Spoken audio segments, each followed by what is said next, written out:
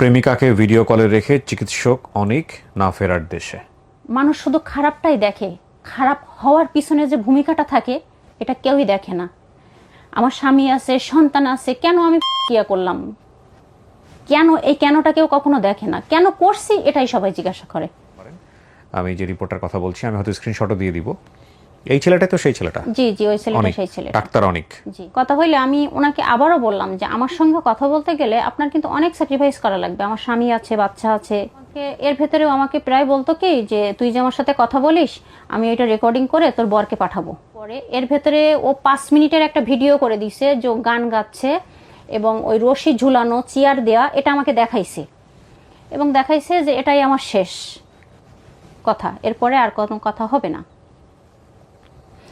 তো আমি ওটা দেখে আমি ওরে ফোন দিছি। এটার পরিণতি কি ডেকে নিয়ে এসছে? একজন তো মরে গিয়ে কাইন্ড অফ বেঁচে গেছে, আরেকজন হচ্ছে জীবন মৃত, এবং এই সিরিয়াল শেষ হবে না কখনো। আসসালামু আলাইকুম প্রিয় দর্শক এবং শ্রোতা, আল্লাহ সর্বাবস্থায় আমাদের সবার মঙ্গল করুন সব সময়ের মতো প্রার্থনা জানিয়ে শুরু করছি লাইফের একটি এপিসোড। যেই গেস্টকে আপনারা এই মুহূর্তে দেখতে পাচ্ছেন উনি এসেছেন সেই সুদূর সাতক্ষীরা থেকে, এবং উনি সম্ভবত নিজেই আমাদের সঙ্গে যোগাযোগ করেছিলেন কিছুদিন আগে। আমি যদি ভুল না বলে থাকি এটা বছরখানেক হয়েছে, কি 1 বছর হয়েছে আপনাকে নিয়ে যে টেলিভিশন রিপোর্ট হয়েছে? না না, 1 বছর হয়নি, 39 দিন হলো রিপোর্ট হয়েছে। এটা কোন টেলিভিশনে হয়েছে? সময় টিভিতে, আর টিভিতে, এবং এবং বেশ আরো কিছু চ্যানেলে হয়েছে। সব বৈশাখী, হ্যাঁ, আমি একটা লিংক পেয়েছি একটু আগে, আমি একটু জাস্ট আপনাকে লিংকটার কথা বলি। বৈশাখী টেলিভিশনের এটা আপনারা এখানে গেলেই পাবেন। বৈশাখী টেলিভিশনের প্রেমিকাকে ভিডিও কলে রেখে চিকিৎসক অনিক না ফেরার দেশে। বৈশাখী টেলিভিশন সহ আরও অনেকগুলো টেলিভিশন চ্যানেলে এই রিপোর্টটা হয়েছে। কোনো টেলিভিশন চ্যানেল কি আপনার সাক্ষাৎকার নিয়েছে? না না, কেউই আপনার সঙ্গে কথা বলার চেষ্টা করেছে ওই সময়টাতে? নাকি আপনি সাক্ষাৎকার দেননি? বলতে পারবো না, কারণ আমি টোটালি অফ ছিলাম। ওকে, সো আপনি কোথাও আপনার কোনো কথা যায়নি এখন পর্যন্ত? এটা আপনার কথা বলছেন আপনি? জি জি। সো এই ব্যক্তিটি, মানে সেই প্রেমিকা যার কথা বলা হয়েছে, তিনি হচ্ছেন সে। আপনি তো এসে রাইট, আমি যদি ভুল না বলে থাকি। আমি আসলে বিস্তারিত কিছু জানি না এখন পর্যন্ত। আমার ছবিও দিয়েছে। হ্যাঁ, আপনার ছবিও দিয়ে দিয়েছে। তো আপনি তো সরাসরি আমাদের সঙ্গে যোগাযোগ করেছিলেন আপনার বক্তব্য দেওয়ার জন্য। উনি আমাদের বক্তব্য দেওয়ার জন্য সরাসরি যোগাযোগ করবার পর আমি আজকে তার সামনে বসেছি। আমি পুরো ঘটনাটা শুনবো, এবং এই ঘটনা শোনার আগে আমি আবার বলে নিচ্ছি আমার কনফেসের জায়গা থেকে, আমি শুধুমাত্র বৈশাখী টিভি নিউজের এই 6 মিনিট 24 সেকেন্ডের যে রিপোর্টটা আছে এটা দেখেছি। আমি আদ্যবন্ত আসলে কিছুই জানি না, আমি পুরো গল্পটা জানার চেষ্টা করব। এই গল্প যে এখানে তুলে ধরা হচ্ছে সেটা মূলত ওনার পুরো লাইফ স্টোরি, এবং ডেফিনেটলি এই পার্টটাকে গুরুত্ব দিয়ে। সো আমি আর কথা বাড়াচ্ছি না, আর এই ফাঁকে আপনাদেরকে বলে রাখছি আমাদের এই লাইভ অনুষ্ঠানে আপনি অংশগ্রহণ করতে চাইলে আমাদের স্ক্রিনে দেওয়া, ভিডিওর স্ক্রিনে দেওয়া ফোন নম্বরে ফোন করতে পারেন, এবং চাইলে মেইলও করতে পারেন। আপনার নামটা কি? আমার নাম মুন্নি। মুন্নি, পুরো নাম? মোসাম্মদ মুন্নি পারবেন। বয়স? বয়স আপনার 29 বছর বয়স। আপনার জন্ম জেলা সাতক্ষীরা? সাতক্ষীরার কোথায় এটা? সাতক্ষীরা কালীগঞ্জ থানা। তো মুন্নি, আপনি শুরু করেন। আমার বাবা মারা যায় 2001 সালে। আমরা তখন 2টা বোন। তো আমার বাবা একটা কলেজে চাকরি করতো, তো বাবা মারা যাওয়ার পরে 2টা বোনকে নিয়ে, তখন আমিও ছোট, আমার বোনটাও ছোট, আমার মায়ের বয়সও খুবই কম। আপনি কি বড় ছিলেন বন্ধুর মধ্যে? না, আমি ছোট ছিলেন। জি। যখন মারা যায় তখন দুজনে অবিবাহিত আপনারা? জি জি জি। তারপর বাবা মারা গেছে 26 বছরে পড়ছে, 2001 সালে মারা গেছে। তাহলে আমি ছোট সেই সময়। আমি এটা বলতে পারি আমার বাবার ছবি যদি না থাকতো তাহলে হয়তো আমার ওইভাবে কোনো কিছু, বাবার চেহারাটা মনে পড়তো না ওইভাবে। জি। ওখানে আমার বাবা যে কলেজে চাকরি করতেন, ওখানকার যে কলেজের যে ছিলেন, উনি ছিলেন বস্ত্রমন্ত্রী, আপনার মনসুর সাহেব। উনি থেকেই আমার বাবা মারা গেছে এটা দেখে, যে আসলে উনি তো মারা গেছেন আর উনি খুব ভালো লোক ছিলেন, তাই 2টা মেয়ে নিয়ে আমার মা যাবে কোথায়, এটা দেখে উনি আমাদের বাসায় যাওয়ার পরে আমার মাকে বললো কি আচ্ছা ঠিক আছে, তুমি টেনশন করো না, মাহমুদের ওই চাকরিটা আমি তোমাকে দেব, কারণ তোমার যদি ছেলে হইতো তাহলে আমি ছেলে 2টা নিয়ে মানুষ করে দিতে পারতাম, তা আসলে তো মেয়ে, আমার পক্ষে তো সম্ভব না, তা আমি চাকরিটা তোমাকে দেব, তুমি সেই ক্ষেত্রে চাকরিটা করে মেয়ে 2টো মানুষ করো। এটা আপনার এলাকার মন্ত্রী বলেছে? জি জি। ওকে। সেখান থেকে আমার মা চাকরি করতো, ভালোই ছিল এক কথায়। আমার বড় বোনটার বিয়ে হয়েছে, আমার বোনাই ডিজিএফআইতে চাকরি করতো, উনি রিটায়ার্ড হয়ে গেছে। বোনের বিয়ে হয়েছে, তা আমার দুলাভাইয়ের পোস্টিং খুলনাতে। আচ্ছা। তো আমি খুলনাতে আসি, থাকতে থাকতে বোনের বাচ্চা হবে, এ কারণে আমি বেশ কয়েকদিন আসি ওখানে। এমনত অবস্থায় আমার বোন অসুস্থ হয়ে গেল, সিএমএস এ ভর্তি করা হয়েছে। হওয়ার পরে ওখান থেকে আমি প্রতিদিন বাসার থেকে ভাত নিয়ে যাই, নিয়ে আসি। এই নিয়ে যাইতে একটা জাহিদ বলে একটা ছেলে, ও আমাকে ফলো করলো, আমি জানি না। এখন আমি সিএমএস এর বাইরের থেকে ফোনে ফ্ল্যাক্সি দিছিলাম। দেওয়ার পরে ও আমার নাম্বারটা ওই সে ফ্ল্যাক্সি লোডের দোকান থেকে নিয়েছিল। নেওয়ার পরে আমার বোনকে রিলিজ দেওয়ার পরে বাসায় আসছি। বাসায় আসার পরে ওই ছেলেটা ফোন দিছে। দেওয়ার পরে বাসায় ছোট বাচ্চা নিয়ে আসি, সবাই বিজি আছে, এমন উনি ফোন দিছে। দিয়ে বলছে সালাম দিছে কে? তা বলছে কি জাহিদ। তা বলছে কি জাহিদ কি? আমার মামা, আমার ছোট মামার নাম জাহিদ। তা বললো না, আমি আপনার মামা না, আমি আপনার একজন বন্ধু। তা বলছে কি দেখেন, আমি জাহিদ বলে কাউকে চিনি না, আর আপনি আমার বন্ধু হন আর যাই হন, আমি এখন কথা বলতে পারতেছি না, আপনি রাখেন, আমি বিজি আছি। তখন বয়স কত আপনার? তখন আমি এসএসসি পরীক্ষা দেই নাই। এসএসসি পরীক্ষাও দেননি, পড়াশোনা করতেছিলেন তখন? করছিলেন, জি বলেন। তারপর? তো তখন উনি বললো কি আমি আপনার সিএমএস এর সামনের থেকে দেখছি, ওখান থেকে আমি আপনার নাম্বারটা নিয়েছি। তা বলছে কি নাম্বার নিছেন কি জন্য? তা বলছে আপনাকে আমার ভালো লাগছে তাই। দুই একদিন কথা হলো, উনি মাঝে মধ্যে ফোন দেয়, হ্যালো হাই বাই কথা হইতে থাকে। তো উনি বললো কি আপনি আমার সঙ্গে দেখা করবেন একটু? বলছে কি দেখেন, আমার দুলাভাই খুব রাগী মানুষ, তা আমি বাসার থেকে ওইভাবে বাহির হইতে পারি না, আমি দেখা করতে পারবো না আপনার সঙ্গে। তো তখন উনি বললো কি আচ্ছা ঠিক আছে, আপনারা কোন বিল্ডিংয়ে থাকেন এটা আমি জানি, তো আপনি ওই বিল্ডিংয়ের ছাদের উপরে একটু উঠবেন, আমি আপনাকে দেখবো। তো আচ্ছা ঠিক আছে। এখন বিকালে আমার বোনের বাচ্চাটাকে নিয়ে আমি ছাদে উঠছি। ওঠার পরে উনি আমাকে দেখছে, আমিও দেখছি, উনি গাড়িতে আসছে, এসে দেখছে, দেখে আবার চলে গেছে। আচ্ছা। এখন ওনার সঙ্গে আরেকটা ছেলে ছিল এই জাহিদের সাথে? হ্যাঁ। এখন ও জাহিদের ফোন থেকে নাম্বার নিয়ে আমারে ফোন দিছে, দিয়ে আমাকে বলছে যে জাহিদ বলে ছেলেটা ভালো না, এই সে। তুমি কি দেখেন, জাহিদ বলে ছেলেটা ভালো হোক আর না হোক ভাইয়া, আমি তো তার সঙ্গে বিয়ে করতেছি না, এই জাস্ট তার সঙ্গে আমার কথা হয়েছে, জাহিদের সঙ্গে কথাটা তো বললেন না। এটা নিয়ে ওদের সঙ্গে, এটা আমি আবার জাহিদকে ফোন করে বলছি যে ও আমাকে ফোন করে কি আমি জানি না এরকম এরকম বলছে। এটা নিয়ে ওদের দুজনের ভেতরে ঝামেলা হয়েছে। ঝামেলা হওয়ার পরে এটা কোনো প্রকার সিওর কাছে যেয়ে কথাটা আমার বোনের দুলাভাইয়ের কাছে আসছে, এবং আমার দুলাভাই ভাইকে রীতিমতো কিছু কথাও শোনাইছে অফিস থেকে, যে আপনার শালিকে বাসায় নিয়ে আসছেন, আপনার শালি এবং ওই ছেলেটা যে আরেকটা ছেলেও বলছে জাহিদের সঙ্গে রিলেশন আছে, এই সেই। এখন জাহিদের ওদের তো পারমিশন লাগে বিয়ের, জাহিদের তখন বিয়ের পারমিশন দেয় না। মানে জাহিদও কি ক্যান্টনমেন্টে কাজ করতো? জি জি, ও ওখানে চাকরি করতো। এখন এটা নিয়ে আমার দুলাভাইকে অফিসে বেশ কিছু কথাও শোনা লাগার পরে ওখান থেকে আমার দুলাভাই আমার আপাকে ফোন দেয়, দিয়ে আমার আপাকে কিছু কথা শোনায়, উল্টাপাল্টা কিছু কথা বলে, এবং আমার মাকেও ফোন দিয়ে খুব উল্টাপাল্টা কথা বলার পরে তখন আমার মা আমাকে ফোন দিয়ে বলে, এবং আমার বোনকেও ফোন দিয়ে বলে আমি বাসায় এসে যেন তোমার বোনকে না দেখি। এখন আমার মাকেও ফোন দিয়ে উল্টাপাল্টা বলছে। তো বলার পরে আমার মা আমাকে ফোন দিয়ে বলছে কি যে আমার মেয়ের সংসারটা তো নষ্ট করিছো, ওখান থেকে চলে যাও, এবং কোথায় চলে যাবা কি করবো আমি জানি না, তুমি আমার মেয়ের সংসার নষ্ট করিছো, তুমি বাসায় আসবা না, তুমি চলে যাও। তো আমি ব্যাগটা গোছাই নিয়ে, আমার বড় বোনটা কিছুই বলে নাই, আমাকে একটা কথাও বলে নাই। আমার বড় বোনটা কান্নাকাটি করতেছে, বললো কি ঠিক আছে তাহলে তুমি চলে যাও।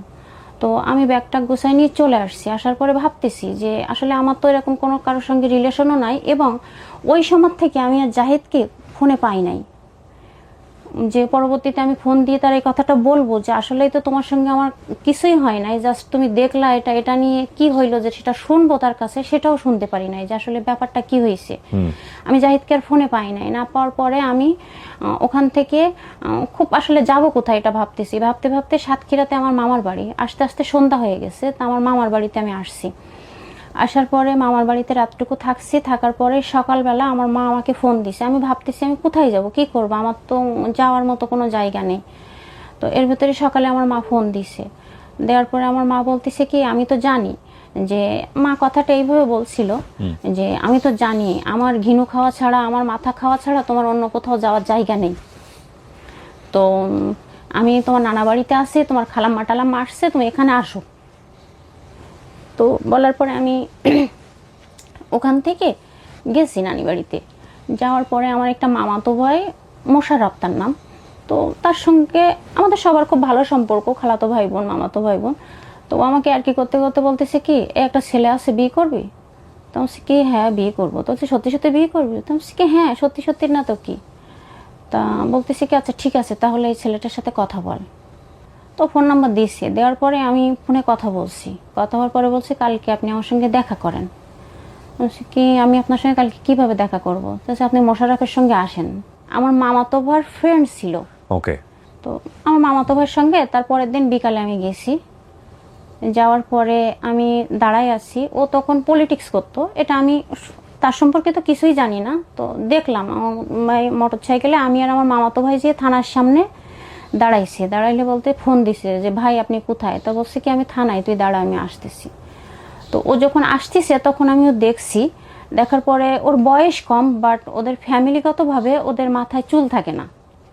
ওদের ফ্যামিলির ওই ছোট ছেলে, দুই বোন, দুইটা বড়, ও ছোট। তা আমি ওকে দেখেই প্রথমে বলছি কি আসলে হয়তো মহান আল্লাহ তাআলা অহংকার সহ্য করে না কোনো মানুষের, ওটা আমার মনের কথা ছিল যে এই এরে আমি জীবনে বিয়ে করব না, টাকলুকে আমি কখনো বিয়ে করব না। তা আমি ওকে বলছি কি মোশাররফ ভাই ওই ছেলেকে যেন, ওই ছেলে যেন বাইক চালায় আর তুই যেন পিছনে বসিস, আমি কিন্তু ওর পাশে বসবো না। তা বলছে কি ও বড় ভাই, আমি বলতে পারি যে ভাই আপনি চালান আমি পিছনে বসি। তো আমি কি আমি কিন্তু এই ছেলের বিয়ে করব না। তো সে বিয়ে করিস আর না করিস এখন চুপচাপ আসছি যখন চল ঘুরে আসি তারপরে দেখা যাবে। তো ঠিক আছে। এখন যখন বাইকে উঠছি, ওঠার পরে এই বাইকে তোর এইভাবে বসে উনি আমার হাতটা নিয়ে এইভাবে ওনার পেটে লাগাই দিচ্ছে। তা আমি যতবারই দিচ্ছি আমি হাতটা এইভাবে ঘুরাই নিয়ে আসতেছি। এখন 2-3 বার দেওয়ার পর আমি হাতটা ঘুরাই নিয়ে আসছি, তারপরে উনি আর দেয় নাই। না দেওয়ার পরে যে একটা পার্কে বসছি, বসার পরে বলছে কি আপনার আমাকে কেমন লাগছে? বলছে কি আল্লাহর সৃষ্টি সব মানুষই ভালো, আপনাকে আমার কেমন লাগবে? তো বলছে কি না আমি ওই কথা বলি নাই যে আমাকে আপনাকে কি পছন্দ হয়েছে। তো বলছে কি দেখেন জন্ম মৃত্যু বিয়ে ওপরওয়ালার ইচ্ছা, আসলে ওইভাবে তো বলা যায় না। তো বলছে কি বুঝতে পারছি আপনাকে আমার পছন্দ হয়নি, তো আপনাকে আমার পছন্দ হয়েছে কি কারণে জানেন? তো বলছে কি? বলছে কি আপনি যে সুন্দরী, দেখতে ভালো, যথেষ্ট স্মার্ট, এ কারণে কিন্তু না। তা কি কারণে পছন্দ হয়েছে শুনবেন না? তো বলছে কি কারণে? বলছে কি আমি যে আপনাকে জাস্ট ট্রাই করলাম যে আপনি হাতটা আমি এইভাবে নিয়ে গেলে আমার এই বুকটা ওর পিঠে লাগে। এখন এটাতেও বললো কি যে আমি এটা প্রমাণ করলাম যে আসলে এর আগেও আমি বাইকে অন্যান্য মেয়েদের নিয়ে ঘুরছি, তারা বাইকে উঠলেই যেন এভাবে ওই বুকটা পিঠে দিয়ে বসে। আমার আসলে এভাবে ভালো লাগে নাই। তা আপনার এটা আমার ভালো লাগছে, তা আসলে আপনাকে আমার ভালো লাগছে। তো ওখানে আমি আসলে তো আমার মনেরে আমি তো ওনার সঙ্গে বিয়ে করবই না, আমি ওইভাবে কথা বলতেছি না। না বলার পরে আমার ছোট ননদের সঙ্গে ফোনে কথা বলাই দিচ্ছে, বলছে কি আমার আপার সঙ্গে একটু কথা বলেন। তো ফোনে কথা বলাই দিচ্ছে, দেওয়ার পরে আমি আপা বলে সালাম দিয়ে কথা বললাম। তো বললো কি আমাদের বাসায় একদিন বেড়াতে আসো, সময় করে উজ্জ্বলের সঙ্গে আমাদের বাসায় একদিন বেড়াতে আসো। তো আচ্ছা ঠিক আছে আপা। ওইখান থেকে আস্তে আস্তে কথা হইলো, আমার মা যে কলেজে চাকরি করে ওনার বাবা সেই কলেজের প্রিন্সিপাল ছিলেন। মানে এই ছেলেটার নাম কি? হ্যাঁ, ওনার যার সঙ্গে আপনি বাইকে ঘুরলেন? জি। ওকে, পার্কে বসলেন? জি। এখন ওনার বাবা ওই কলেজের প্রিন্সিপাল ছিলেন। তখন প্রিন্সিপাল তো সব থেকে উপরে। এখন আমার মা তো 4র্থ শ্রেণীর কর্মচারী ছিলেন ওই কলেজের। তো তখন উনি বলল কি যে তোমার মা যে ওই কলেজে চাকরি করে এটা তুমি আমার মাকে বলবা না, তুমি বলবা যে হ্যাঁ 2টা বোন, বোনের বিয়ে হয়ে গেছে, বাবার কিছু টুকটাক সম্পত্তি ছিল, এটা নিয়েই আমার মা আমাকে নিয়ে চলে, এটা বলবা।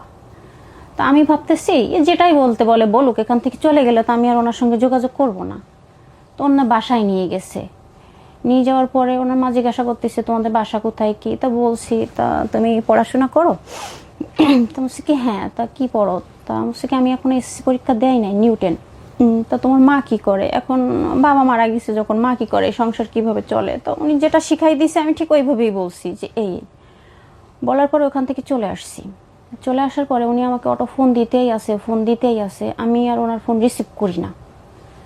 না করার পরে উনি SMS করছে যে আমি বুঝতে পারছি আমাকে আপনার পছন্দ হয় নাই, তা আমার সাথে কথা বলতে হবে না, আপনি আর কথা বলা লাগবে না, আমি আপনাকে আর ফোন দিব না, আপনি আর একটাবার আমার সাথে কথা বলেন। বলছি আচ্ছা ঠিক আছে। তো ফোন রিসিভ করছি, তখন আমি আমার নানা বাড়িতেই আছি। ফোন রিসিভ করছি, করার পরে বললো কি কি ব্যাপার আপনি কথা বলতেছেন না কেন? বলছি দেখেন আমার ভালো লাগতেছে না কথা বলতে, এই জন্য। তো আপনি বাসায় যাবেন কবে? বলছি কালকে বাসায় যাবো। তো আপনি কি একা বাসায় যাবেন? বলছি হ্যাঁ, আমার মা কালকে সকালে কলেজে যাবে আর আমি বাসায় যাব। তা বললো কি আপনাকে আমি আর কখনো ফোন দেবো না, আপনি কালকে বাসায় যাওয়ার সময় আমার সঙ্গে একটু দেখা করেন। বলছি আচ্ছা ঠিক আছে। এখন আমি বাসায় যাওয়ার সময় আমি ওই যে মোড়টায় আমাদের ওইখানে, সেই মোড়ে ফোন দিছি যে আমি অমুক জায়গায় আসছি, আপনি কোথায়? তো বললো আচ্ছা ঠিক আছে আপনি আসেন, আমি আসতেছি। এরপর পরে উনি বাইক নিয়ে সোজা আসছে। আসার পরে আমি তো ভ্যানে বসে আছি, উনি ভ্যানালাকে টাকা দিচ্ছে, দিয়ে বলতেছে কি যে তুমি নামো। তা বলছে কি না আমি নামবো না, আমি এই ভ্যানে যাব। তা বলতেছে কি না তুমি নামো। তা আমি 2বার বলার পরে উনি যে 2বার বলছেন বলছে না আমি নামবো না। তখন উনি ভ্যানালা বলছে কি যে উনি নামতে চাচ্ছেন, আপনি কেন নামাই নিচ্ছেন। ভ্যানালা পুরোপুরি মনে করছে ভ্যানালাটা মুরব্বী যে এই মেয়েকে হয়তো কোনোভাবে ডিস্টার্ব করতে চাচ্ছে কি। তা বললো উনি নামতে চাচ্ছে না, আপনি কেন নামাবেন। তখনও বললো কি ওই ভ্যানালাকে 2বার বলার পরে তখন ভ্যানালাকে বলতেছে কি তোরে কিন্তু একটা চড় মেরে তোর দাঁত সব ফেলাই দেবো, তুই আমাকে চিনিস, আমি কথা বলতেছি না তো এর ভেতরে তুই কথা বলতেছিস কেন। তো এটা বলার পরে আমি তখন আসলে আর কিছু বলি নাই, আমি সঙ্গে সঙ্গে ভ্যান থেকে নামছি। আমি বলছি, আচ্ছা ঠিক আছে। আমি ভাবতেছি ওনার সঙ্গে ঝামেলা হয় কি, বলছে কি বাইকে ওঠো। তো আমি তো বাসায় যাবো, তো তোমার বাসায় রেখে আসবো আমি। তো আমি বাইকে উঠছি। বাইকে ওঠার পরে উনি সোজা আমার বাসায় নিয়ে যায়নি, উনি একটা আমাদের ওইখানে সিনেমা হল আছে, সেই হলের একটা রোডে নিয়ে গেছে। নিয়ে যাওয়ার পর ওইখানে রেখে কিছুক্ষণ কথা বললো। বলার পরে বলতেছে কি আপনাকে কি আমার সত্যি পছন্দ হয় নাই, আপনি কি বিয়ে করবেন না। আপনার মামাতো ভাই যে বললো যে আপনি বিয়ে করতে চান, আপনার মামাতো ভাইকে বলছেন। তো আমি কি দেখেন আমি বলছি, কিন্তু আমার আসলে এখন মুড নাই, আমার ভালো লাগতেছে না। তা ওখান থেকে কথা হইলো, কথা হওয়ার পরে উনি ওইখান থেকে আবার আমার বাসায় দিয়ে আসলো। বাসায় দিয়ে আসার পরে এর ভেতরে উনি যে 10বার ফোন দেয়, আমি 1বার ফোন রিসিভ করি। এবং উনি প্রচুর SMS করতে থাকে যে উনি আমাকে খুব ভালোবেসে ফেলছে। এখন একটা কথা কি, একটা মানুষের সঙ্গে 1 দিন 2 দিন কথা বলতে বলতে তার ভেতরে যদি ভালোবাসা নাও থাকে তা হয়তো তৈরি হয়ে যায় তার প্রতি। সেম আমারও ওই সিমটা কাজ করলো, সে এত খেয়াল রাখে, এত করে, আমি ফোন রিসিভ না করলে আমার মামাতো ভাইকে ফোন দিয়ে ফোন রিসিভ করায়। এবং এর ভেতরে এইভাবে চলতে থাকলো 2-1 মাস, কথা মাঝে মধ্যে হয়। এমন তো অবস্থা আমার মা আবার একদিন নানু বাড়িতে গেল, আমার নানি সম্ভবত অসুস্থ হয়েছিল তাই গিয়েছে। যাওয়ার পরে ওই দিন রাত্রে আমি বাসায় একা, উনি অনেক ফোন দিচ্ছে, আমি ফোন রিসিভ করতেছি না। তো রাত 1টা-1:30টার সময়, আমি অবশ্য ঘুমাই নাই, রাত 1টা-1:30টার সময় আমার নানি বাড়ি যেয়ে আমার ওই মামাতো ভাইকে উঠাই নিয়ে এসে ও ভাবছে কি যে আমার বাসায় হয়তো আমার মা বাসায় নেই, আমার বাসায় হয়তো অন্য কেউ আছে, কারণ আমি ফোনটা রিসিভ করতেছি না। তো উনি যখন আমার বাসায় আসছে, আসার পরেও আমি ফোন রিসিভ করিনি, অটো ফোন দিচ্ছে। আমি একটা ফোনে আসিফির গান শুনতেছিলাম, আর আমার মাথার ভেতরে শুধু ওই কাজটাই করতেছিল যে আমি কোথায় যাব, কি করবে। এর ভেতরে আমার মা কিন্তু আমার সঙ্গে ভালো ব্যবহার করে, ব্যাপারটা কিন্তু এমন না যে ওই আমার বোনের বাসায় ওটা নিয়ে অশান্তি হচ্ছে, আমার বোনকে নিয়মিত কথা শোনায়, এটা নিয়ে বাসায়ও কম বেশি অশান্তি আছে। তো মনে মনে ভাবতেছি ও ফোন দিচ্ছে, আমার ফোন রিসিভ করার কোনো নেই, ফোন দিচ্ছে দিতেই থাকতেছে। এর ভেতরে ওই জানালার একটু এরকম একটু হালকা আছে, ছিদ্র আছে, ওখান থেকে উনি খেয়াল করছে যে রুমে কেউ আছে কি, আমি একা আছি। তখন সে রাত্রে আমি বেগুন ভাজি করছিলাম আর আলু ভর্তা করতেছিলাম, ভাত খাবো তাই। তো তখন উনি ওইখান থেকে দেখে আমাকে SMS করলো যে বেগুন ভাজি আলু ভর্তা আমার খুব পছন্দ। এটা দেখে পাত্র আমি লাফায় উঠছি, কি রে এই রাত্রে আমি যেটা করতেছি এটা সে কেমনে জানলো। তখন আমি এই সাইডে তাকাই দেখলাম, কিন্তু আমি এটা বুঝতে পারছি যে উনি নিশ্চয়ই আমার রুমের আশপাশেই আসছে। তখন উনি যেই ফোন দিছে আমি সে রিসিভ করছি। আমি কি আপনি কোথায়। তা বলছে কি আমি তোমার বাসায়। তা আমার মা বাসায় নেই, আবার ওই তখনও কিন্তু আমরা ভাড়া বাসাতেই থাকি, আমার নানা বাড়ি সে বাড়ি কমপ্লিট হয় নাই। তো আমি তো এটা ভয় পেয়ে গেছি যে পাশে আরেকটা ভাড়াটিয়া আছে, এই রাত্রে যদি একটা ছেলে আমাকে খোঁজ করতে আসে বাসায়, তাহলে তো আমার এমনিতেও অশান্তি শেষ নেই, তাতে তো এটা যদি শুনে আমার মা তো আমার শেষই করে দেবে। আমার তখন এটা ভয় হচ্ছে, তুমি দরজা খোলো। তা তখন আমি কে কে আসছেন। তা বলছে আমি আর মোশাররফ। এর ভেতরে আমার মামাতো ভাই ওই গ্রিলের ওই কোলাক্সি গেটের সামনে ডাকতেছে, মুন্নি মুন্নি করে ডাকতেছে। তখন আমি দরজা খুলছি, কি রে রাত্রি তোরা আসছিস কেন। তা আসলে ভাগ্য ভালো যে ওই দিন গেটের চাবি ছিল অন্য ভাড়াটিয়ার কাছে, আমার কাছে গেটের চাবি ছিল না, আর যে ভাড়াটিয়া ছিল ওনার কাছে ছিল। তো আমি এত রাত্রি আসছিস কেন। তা বলছে কি তুই ভাই ফোন রিসিভ করতেছিস না কেন। আমি আচ্ছা আমি ফোন রিসিভ করতেছি, তোরা যা। তা বলে চলে গেছে। আমি ফোন রিসিভ করছি, সেখান থেকে তার সঙ্গে আমার নিয়মিত কথা হইতে থাকে এবং তার টেক কেয়ার এত ভালো ছিল সেটা আর বলে বোঝানো যাবে না। এখন সে বলল কি যে আমার বিয়েটা আমার বাসার থেকে মানবে না, কারণ তাদের তুলনায় হিরো আর জিরো যেমন বলে ঠিক তেমনই ব্যাপার। তো কি করব, তার প্রতি আমারও একটা আন্তরিকতা এসে গেছে। এবং এর ভেতরে একটা কথা বলি, এর ভেতরে হঠাৎ করে আমি একদিন অসুস্থ হয়ে গেছি। এইসব টেনশন করতে করতে আমি একটু টেনশন করলে আমার প্রেশার লো হয়ে যায়। এটা সে জানতে পেরে আমার মামাতো ভাইকে দিয়ে সে দুনিয়ার ফল ডিম এইগুলো সে পাঠাই দিছে, যে প্রেশার লো হয়ে গেছে, যখন স্যালাইন দিচ্ছে তাহলে এইগুলো খাইলে সে দ্রুত সুস্থ হবে। এক কথায় যেভাবে আমাকে টেক কেয়ার করলে হয় সব দিক থেকেই। তো আমি ভাবছি আসলে মানুষের সৌন্দর্য দিয়ে তো সব কিছু হয় না, মানুষের মনটা তো অনেক বড় কিছু। তো সে যখন আমার সঙ্গে এভাবে আসে আমাকে টেক কেয়ার করতেছে, তাহলে বিয়ে করি। তো বললো কি, দেখো আমি তো একটা বাবার একটা ছেলে, আমি যদি তোমাকে বিয়ে করি তাহলে একটা সময় মেনে নিবেই, আমার ফ্যামিলিতে আমাকে সবাই খুব ভালোবাসে। তা ঠিক আছে চলো তাহলে বিয়ে করি। তো এরকম করলে একটা ছেলে ওরই পরিচিত বলছে কি, অমুক দিন বিয়ে করব, তোমার মা কলেজে যাওয়ার পরে তুমি বাহির হবে। নিজেরা বিয়ে করবেন? হ্যাঁ, এর ভেতরে আরেকটা কথা, এর ভেতরে কিন্তু আমি কয়েকবার নাও বলছি। তো না বলার পরে সে আমাকে এটা বলছে যে তুমি যদি আমাকে বিয়ে না করো, তো ওই যে কলেজটা আছে কলেজের পাশেই আমার বাসা, আমার বাসার থেকে 2 মিনিট লাগে কলেজে হেঁটে যাইতে। তো তোমার মা কলেজ থেকে যাওয়ার সময় তোমার মাকে কিন্তু কলেজে যাইতে দেব না, তোমার মাকে কিন্তু আটকাই দেব, এবং তোমার মা ওই কলেজে কিভাবে চাকরি করে সেটা আমি দেখে নেব। আচ্ছা। তো আমার ওই ভেতরে একটা ভয়ও কাজ করতেছে যে আসলে তো ওনার বাবা ওই কলেজে চাকরি করতো, ওই কলেজের প্রিন্সিপাল ছিল, তখন আওয়ামী লীগ সরকারও ক্ষমতায় আছে। তো সে তো আমাকে বিয়েই করতে চাচ্ছে, আর কিছু না। তো বিয়ে ঠিক আছে, একটা সময় ভাবলাম যে আচ্ছা বিয়ে করব। তো কি করতো ছেলে? পলিটিক্স করতো, কিছুই করতো না। কিছুই করতো না, শুধু পলিটিক্স করতো? হ্যাঁ। ওকে। এখন এটা জানার পরে বললো বিয়ে করবো অমুক দিন, আর তুমি যদি আমাকে বিয়ে না করো, আমার আসলেই এখনো বলি ওইভাবে মন থেকে যে একবারে তার প্রতি আমার দুর্বলতা আসছিল সেটাও না, কিন্তু সে আমাকে এই ভয়টা দেখাইতো যে তুমি যদি আমাকে বিয়ে না করো তোমার মা কিভাবে চাকরি করে এটা আমি দেখবো। আর আমার মা তো বেঁচে থাকার অবলম্বন ছিল ওই চাকরিটাই, চাকরিটাই যদি না থাকে তাহলে তো কোনো কিছু ইয়ে হবে না, আমার মাই তো শেষ হয়ে যাবে। তো ঠিক আছে বিয়ে করব। তো ফ্যামিলির থেকে তো এইভাবে মেনে নেবে না, চুরি করে বিয়ে করি, তোমাকে নিয়ে আসতে যাবে, তুমি তোমার জন্ম নিবন্ধনের কাগজ টাগজগুলো এগুলো রেডি করে নিয়ে আসো। আচ্ছা নিয়ে আসলাম, বলে যে ছেলেটা ওকে মামা বলে ডাকে, আমাকে নিয়ে আসতে গেছে, নিয়ে আমি আসছি ওদের বাসায়, এবং হুজুরও ডাকছে। এখন সে হুজুরের নাম ছিল শাকুল হুজুর। তো আমার শাশুড়িকে ফোন দিছে ওই হুজুরি, যেভাবে তো বিয়ে করতেছে, তা আপনি কি জানেন? তা বললো না। তো সে একটা মেয়ে নিয়ে আসছে ওদের বাসায় বিয়ে করার জন্য, তো আমাকে তো ডাকছে, এখন আমি তো না গেলেও হবে না। আর আসলে রাজনীতির সম্পর্কে আমার কোনো ধারণা ছিল না, যে পলিটিক্স খাটায় মানুষকে কোনো চাপ দেয়া যায় কি, এর ব্যাপারে আমার কোনো ধারণা ছিল না, আমি পলিটিক্স সম্পর্কে কোনো কিছুই জানতাম না। তখন ওখান থেকে ওই যে ওর মা জেনে গেছে, ফোন দিছে, দেওয়ার পরে ওটা নিয়ে সিনক্রেট হয়ে ওখান থেকে রাগারাগি করে ও বাহির হয়ে গেল। ওর মা কি বলছে আমি জানি না। আর খাজুলকে বললো, খাজুল তুই ওকে বাসায় দিয়ে আয়। বিয়ে হলো না? না, বিয়ে হলো না। ও বাসায় চলে গেল, যাওয়ার পরে আবার ফোনে কথা হচ্ছে।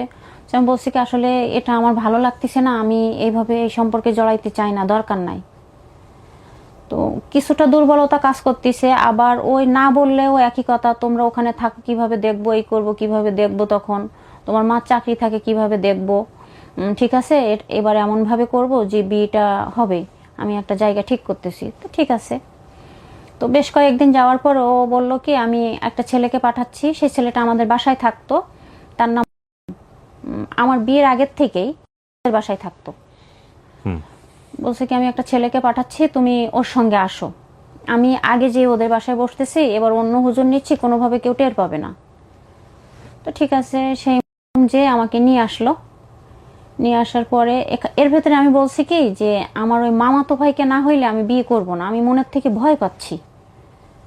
তো বললো আচ্ছা ঠিক আছে। এখন ও আমার মামাতো ভাইকে ডাকছে, কিন্তু ও যে আমাকে বিয়ে করবে এটাও আমার মামাতো ভাইকে বলে নাই। বলছে খারাপ তুই একটু ওই জায়গায় আয়। তো বললে খারাপ গেছে। যাওয়ার পরে ওটা ভাবে নাই যে আসলে ওর সঙ্গে বিয়ে হবে। হওয়ার পরে আমি আমার মতো সোজা বললো বাসায় রেখে আসলো, আর ওর মতো যেভাবে চলতে থাকে সেইভাবেই চললো। এমন তো ভাবে ওর বাসায় জানাইলো। জানার পরে আমিও আমার বাসায় জানাইলাম। কতদিন পরে এটা? এটা মাসখানেক পরে হবে। আচ্ছা, কেন জানালেন? জানাইছি ওর বড় বোন ঢাকাতে থাকে, তো ওর বড় বোনের সঙ্গে ও জানাচ্ছে ওর বড় বোন ঢাকা থেকে বাসায় আসলে তখন এই বিয়ের অনুষ্ঠানটা করবে। এখন তখন তো জানাইতেই হবে। তো তখন ও বললো আচ্ছা ঠিক আছে, আমার বড় বোন আসছে যখন বড় বোনকে জানাইছি, আর তুমি তোমার বাসায় জানাও। তো তখন আমি আমার মাকে জানাইছি। জানানোর পরে আমার মা একে একে খোঁজ নিয়ে দেখে এবং সবাই বলতেই থাকে, এবং আমার এক মামাই আমার মাকে বলে, তুই যে ওর সঙ্গে মেয়ে বিয়ে দিবি, ও তো কিছুদিন আগেও একটা মেয়েকে মোটরসাইকেলের পিছনে নিয়ে নিয়ে ঘুরছে, তাকে হোটেলে নিয়ে খাওয়াইছে, ওর সঙ্গে মেয়ে দিস না। আর ও গুন্ডা টাইপের ছেলে, ও রাজনীতি করে, ভালো না, ওকে তুই মেয়ে দিস না। কয়েকদিন পরে ওর তো প্রভাব আছে, তোর পাশে তো কেউ নাই, কয়েকদিন পরে দেখা যাবে তোর মেয়েকে মারধর করে ও বাসায় উঠাই দেবে, তোর পিছনে তো কেউ নাই যে তোকে হেল্প করবে, তুই ওকে মেয়ে দিস না। তো এটা আমার মা বাড়ি এসে আমাকে বলে। তো বললেও কি, আমি তো, আমার বিয়ে তো হয়ে গেছে, আমি আর ওই ব্যাপারটা ওইভাবে মাথায় নেই না। তা বলছে কি না, আমি ওকে বিয়ে করব। তুমি তো আমাকে বলছিলা, তখন আমি ওই কথাটা বলি, তুমি তো আমাকে বলছিলা যে আসলে আমি তোমার মেয়ের সংসার ভাঙছি, আমার যেখানে মন চাই সেখানে। তো এটা আস্তে আস্তে আমার মা, আমার যে বিয়ে হয়ে গেছে এটা কিন্তু আমার আজকে হয়তো আমার দুলাভাই যদি এটা দেখে তাহলে হয়তো জানতে পারবে যে আমার তার সঙ্গে আগে বিয়ে হয়েছিল। ও পরবর্তীতে আবার বিয়ে দেওয়া হয় আপনাদের? জি জি। এখন ওইভাবে বিয়ে হইল।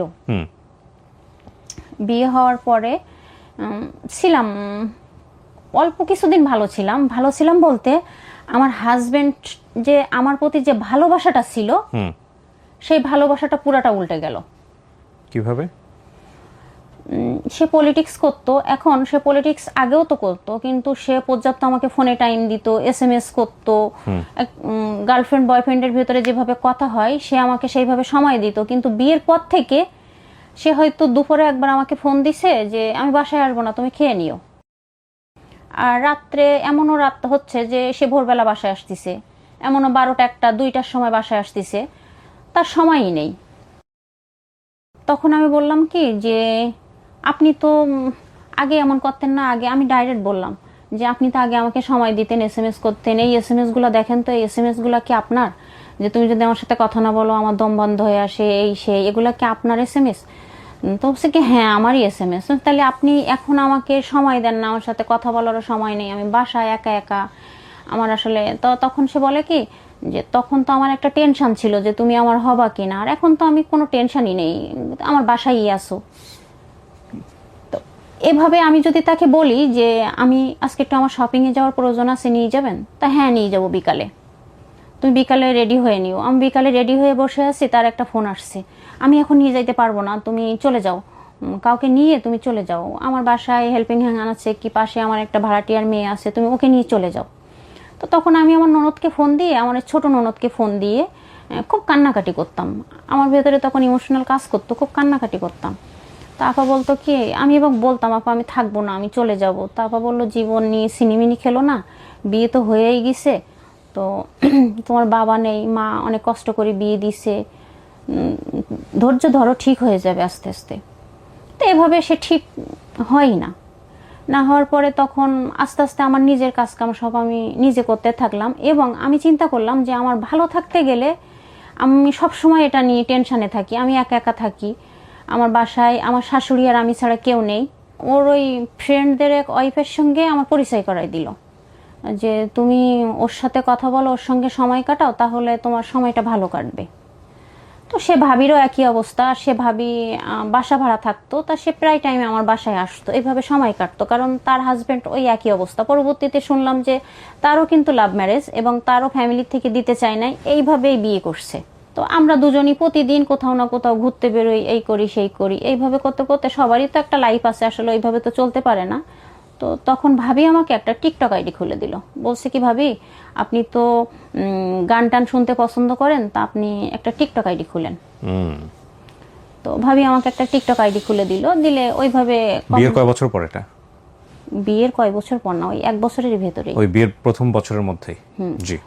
এর ভেতরে আমি কনসেপ্ট করি, 6টা মাস আমি বেড রেস্টে থাকি। তো আমার শাশুড়ি কিন্তু আমার রুমে আসে না, এবং আমার যে রুম ছিল, রুমের সামনেই ডাইনিং ছিল। তো আমি যে বমি করতাম, এই শব্দটা আমার শাশুড়ির কানে যাবে বিধায় ডাইনিংটা ওখান থেকে সরাইয়ে অন্য সাইডে নিয়ে গেল। ওই যে আওয়াজটা হইলে আমার শাশুড়ি খেতে পারে না। এবং অলওয়েজ টাইম এই বেডের পাশে একটা বালতি থাকতো, উঠে যাওয়ার মতো যাইতে যাইতেই হয়ে যাবে এমন একটা অবস্থা। তো একবার ঈদের আগে ডাক্তার আসলো, এসে কোনো কিছুতেই কাজ হচ্ছে না, অটো বমি হচ্ছে। তো বললো কি, ভাই আর কোনো রাস্তা নেই, নল দিয়ে খাওয়াইতে হবে, কারণ বাচ্চা থেকে বাঁচাইতে তো হবে। তা বললো ভাই 2 দিন পরে ঈদ, এখন হসপিটালে ভর্তি করলে আসলে কেমন হয়ে যায়, চেষ্টা করেন আরও একটু অন্যভাবে। তো এভাবে কষ্ট করতে করতে আসলে হয়ে যায়, 6 মাস পরে আস্তে আস্তে সুস্থ হয়ে যায়। এবং এই হাতে স্যালাইন দেয়া, এই হাতটা এইভাবে রেখে আমাকে এই হাত দিয়ে রান্না করতে হয়েছে। হেল্পিং হ্যান্ড নিছে তখন, কিন্তু আমার শাশুড়ির কথা হইলো আমি বাহিরের মানুষের খাবার খেতে পারি না, আমি খাবো না। তো এই করতে করতে আমার ছেলেটা হইল। ছেলেটা হওয়ার পরে আমার ছেলে প্রচুর কান্নাকাটি করতো, এবং হয়েছিল আসলে আমি তো খেতে পারতাম না, ওই মেডিসিনের মাধ্যমে যতটুকু যা হয়েছিল 2 কেজি 200 ওজন হয়েছিল। আর আমি তারপর পরে আমার টাইফয়েড ধরা পড়ে, ইউরিনে ইনফেকশন ধরা পড়ে, গায়ে ব্লাড ছিল না। আমার বাচ্চা প্রায় টাইমে অসুস্থ হইতো। হওয়ার পরে তার সময় ছিল না। আমার বাচ্চাকে নিয়ে যদি কেউ ওদের কাছে জিজ্ঞাসা করে যে তোমার বাচ্চার বয়সে 8 বছর, 8 বছরের ভেতরে তোমার বাচ্চাকে নিয়ে তুমি কয়বার ডাক্তারের কাছে গিয়েছো, সে বলতে পারবে না যে আমার বাচ্চাকে নিয়ে আমি এই কয়বার ডাক্তারের কাছে গিয়েছি। এবং তোমার বিবাহিত জীবনে 11 বছর, তুমি এই 11 বছরের ভেতরে তোমার ওয়াইফকে তুমি কয়বার ডাক্তারের কাছে নিয়ে গেছো, কি করছো? তোমার ওয়াইফকে 11 বছরের ভেতরে, হ্যাঁ সে আমাকে টাকা পয়সা দিচ্ছে, আমার এটার প্রয়োজন, টাকা দিয়ে দাও, এই নাও টাকা নাও, চলে যাও। তোমার জ্বর আসছে, হ্যাঁ ওই রেশমাকে ডাকো, আমার বাসায় যে মেয়েটা কাজ করতো তার নাম রেশমা, রেশমাকে ডাকো, রেশমাকে নিয়ে তুমি চলে যাও। তার কোনো সময় ছিল না আমার এবং আমার সন্তানকে দেওয়া। দেখেন, শুধু একটা কথা বলবো, মানুষ শুধু খারাপটাই দেখে, খারাপ হওয়ার পিছনে যে ভূমিকাটা থাকে এটা কেউই দেখে না। আমার স্বামী আছে, সন্তান আছে, কেন আমি কিয়া করলাম, কেন আমি একজনের সাথে কথা বললাম, কেন, এই কেনটা কেউ কখনো দেখে না। কেন করছি এটাই সবাই জিজ্ঞাসা করে।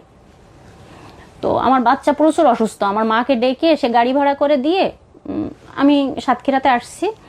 আমার বড় নন্দাই ছিল, ওর বড় ফুফা ছিল শিশু হাসপাতালের ডাক্তার। তো সে যে এমার্জেন্সি ভর্তি করে দিল, যে ভর্তি হইলাম রাত্রে। এর ভেতরে আমার হাজব্যান্ড আসছে সন্ধ্যাবেলা, আমি শুনছি যে আমার হাজব্যান্ড সন্ধ্যাবেলা সাতক্ষীরাতে আসছে। সে মেহমানের মতো ঠিক রাত 8টার দিকে আমার বাচ্চাকে দেখতে গেল, যে দেখে আমার বাচ্চার ক্যানাল পড়ানো ট্রিটমেন্ট চলতেছে। সে জাস্ট 2-5 মিনিট থেকে সে মেহমান দেখতে আসছে আমার বাচ্চাকে। সে যে আমার বাচ্চাকে ভালোবাসে না সেটা কিন্তু বলবো না, তার কিন্তু বাচ্চার প্রতি প্রচুর ভালোবাসা আছে। তো ওখানে ওই 2-1 মিনিট দেখে সে চলে গেল তার বোনের বাসায়, তার বোনের বাসা সাতক্ষীরা, তার বোনের বাসায় চলে গেল। যে আমাকে বললো কি আমার সকালে খুলনায় একটা এমার্জেন্সি কাজ আছে, আমি সকালে খুলনাতে চলে যাবো। তো আচ্ছা ঠিক আছে। তো ওর একটা ভালো গুণ ছিল কি, আপনি যতই যাই বলেন না কেন চুপ, আমার ভুল হয়ে গেছে এটুকু বলে চুপ। আপনি যতই চিল্লাপাল্লা করেন, ওর সঙ্গে কখনো আমি গ্যাঞ্জাম করে পারি নাই, কারণ ও গ্যাঞ্জাম করতোই না। ও চিল্লাপাল্লা করলে আমার ভুল হয়ে গেছে, বাসার থেকে চলে যাচ্ছি, এরকমই করতো। তো এই করতে করতে আমি টিকটক আইডি আবার ওপেন করি, এবং ফেসবুকে ঢুকে আমি আবার অ্যাক্টিভ থাকার চেষ্টা করি। আমার মন খারাপ লাগে, কারণ আমার হাজব্যান্ড টোটালি আমাকে সময় দেয় না, আমার বাচ্চাকেও সময় দেয় না। অসুস্থ হইলেও ওই যে বললাম, আমার হাজব্যান্ড বলতে পারবে না যে আমি তার বাচ্চাকে, এবং আমার হাজব্যান্ড এটাও বলতে পারবে না যে আমি আমার বাচ্চার বয়স পর্যন্ত তার ড্রেস কিনে দেওয়া কি পারে না। দেখেন একটা কথা বলি, আমার হাজব্যান্ড বলে কি, আমি তাকে বলি যে আমারও তো মন চায় আমার স্বামী হাতে করে কিছু কিনে দেখ। আমার মনে হয় প্রত্যেকটা মেয়ে চায় তার স্বামী ভালোবেসে হাতে করে কিছু কিনে দেখ। আমার বার্থডেতে বলেন, আমার ম্যারেজ ডেতে বলেন, আমার বোনও আমাকে ওকে বলছে, ভাইয়া জানেন ছোট ছোট জিনিস, একটা 3 পিস একটা ফুল যদি আপনি মুন্নিকে গিফট করেন, তা মুন্নি এই সামান্য একটা জিনিসে আপনি যে তাকে দেন না তা কিন্তু না। আমার যদি ভাইয়া 1000 টাকার প্রয়োজন হয়, সে চাইলে আমাকে 5000 টাকা দিচ্ছে, যে চাও তোমার যেটা খুশি সেটা কিনে নিয়ে আসো। কিন্তু আমার ভেতরে একটা আক্ষেপ থেকে যায় যে আমার স্বামী আমাকে একটা ভালোবেসে কিছু দেখ, আমার সন্তানের জন্য ঈদের সময় সে কিছু একটা কিনে নিয়ে আসুক, কিন্তু সেগুলো তার ভেতরে কাজ করে না। তো আমার বোন একদিন বলছে, ভাইয়া ম্যারেজ ডেতে আপনি যদি এখনো পর্যন্ত জানেন, আপনার ভাইয়া প্রত্যেক ম্যারেজ ডেতে আমি আপনার ভাইয়াকে গিফট করি, আপনার ভাইয়া আমাকে গিফট করে, আপনাদের তো বিয়ে হয়েছে বেশি দিন হয়নি, তাই ওর বার্থডেতে ম্যারেজ ডেতে একটা 3 পিস দিলেন, একটা গোলাপ দিলেন, এতে সে খুশি থাকে, ভালো থাকে। তো আমার বোন বলে দেওয়ার পরে, সেটা সম্ভবত আমার ম্যারেজ ডের 1-2 দিন আগে আমার বোন বলছে এবং আমার বাসায় ছিল, তো ওই দিন সে আমার জন্য একটা 3 পিস আর একটা গোলাপ নিয়ে আসছে। ওটাই শেষ, ওটাই শুরু, তারপরে কিন্তু তার আর মনে নেই। ওগুলা তার মনে থাকতো না। আর এগুলা ছোট ছোট আমার খুব লাগতো যে আসলে কি তার মনে থাকে না। এবং আমার বিয়ের পরে আমি তার বার্থডেতে আংটি তৈরি করে, হ্যাঁ তার টাকা দিয়েই তৈরি করছি, কিন্তু আমি তো মনে করে তৈরি করছি, তার টাকা দিয়ে আংটি তৈরি করে ধুমধাম করে বাসায় অনুষ্ঠান করে তার ফ্রেন্ড সার্কেলদের দাওয়াত করে তার মাকে দিয়ে আংটি পরাইয়ে আমি কিন্তু তার জন্মদিন পালন করছি। কিন্তু সে কিন্তু আজও পর্যন্ত কোনোদিন আমার জন্মদিন কবে সেও হয়তো তার মনে নেই, সেটা সে জানে না। জানলেও হয়তো তার অনেক মেধা খাটায় মনে করতে হবে, কখনো কোনোদিন আমার উইশ পর্যন্ত করে নাই। হ্যাঁ, তো এইভাবে আমি একটা সময় আমি 2021-এ তখন আমি আপনার ওই অ্যাক্টিভ হয়ে যাই টিকটকে। টিকটকে আমি অ্যাক্টিভ হয়ে যাই এবং সেখান থেকে আমি নিয়মিত টিকটক করতে শুরু করি। টিকটক করতে শুরু করার পরে টিকটক বলতে আপনি কি ধরনের টিকটক করতেন? মানে ভিডিও করতাম, এমনি লিপ মিলাই ভিডিও করতাম। আচ্ছা আচ্ছা, ওকে। হ্যাঁ, ওই যে গানের সঙ্গে লিপ মিলাই ভিডিও করতাম। এগুলো আপনার হাজবেন্ড জানতো? যে হ্যাঁ জানতো। তার কোনো আপত্তি ছিল না? না, তার কোনো আপত্তি থাকবেই না তো, কারণ সে যদি আপত্তি করে তাহলে তো তার আমার পিছনে সময় দিতে হবে, কিন্তু সে তো আমাকে সময়ই দেয় না। তার কথা হইলো তোমার টাকার প্রয়োজন, তুমি কি খেতে চাও বলো, টাকা দিচ্ছি, কিনে নিয়ে আসো।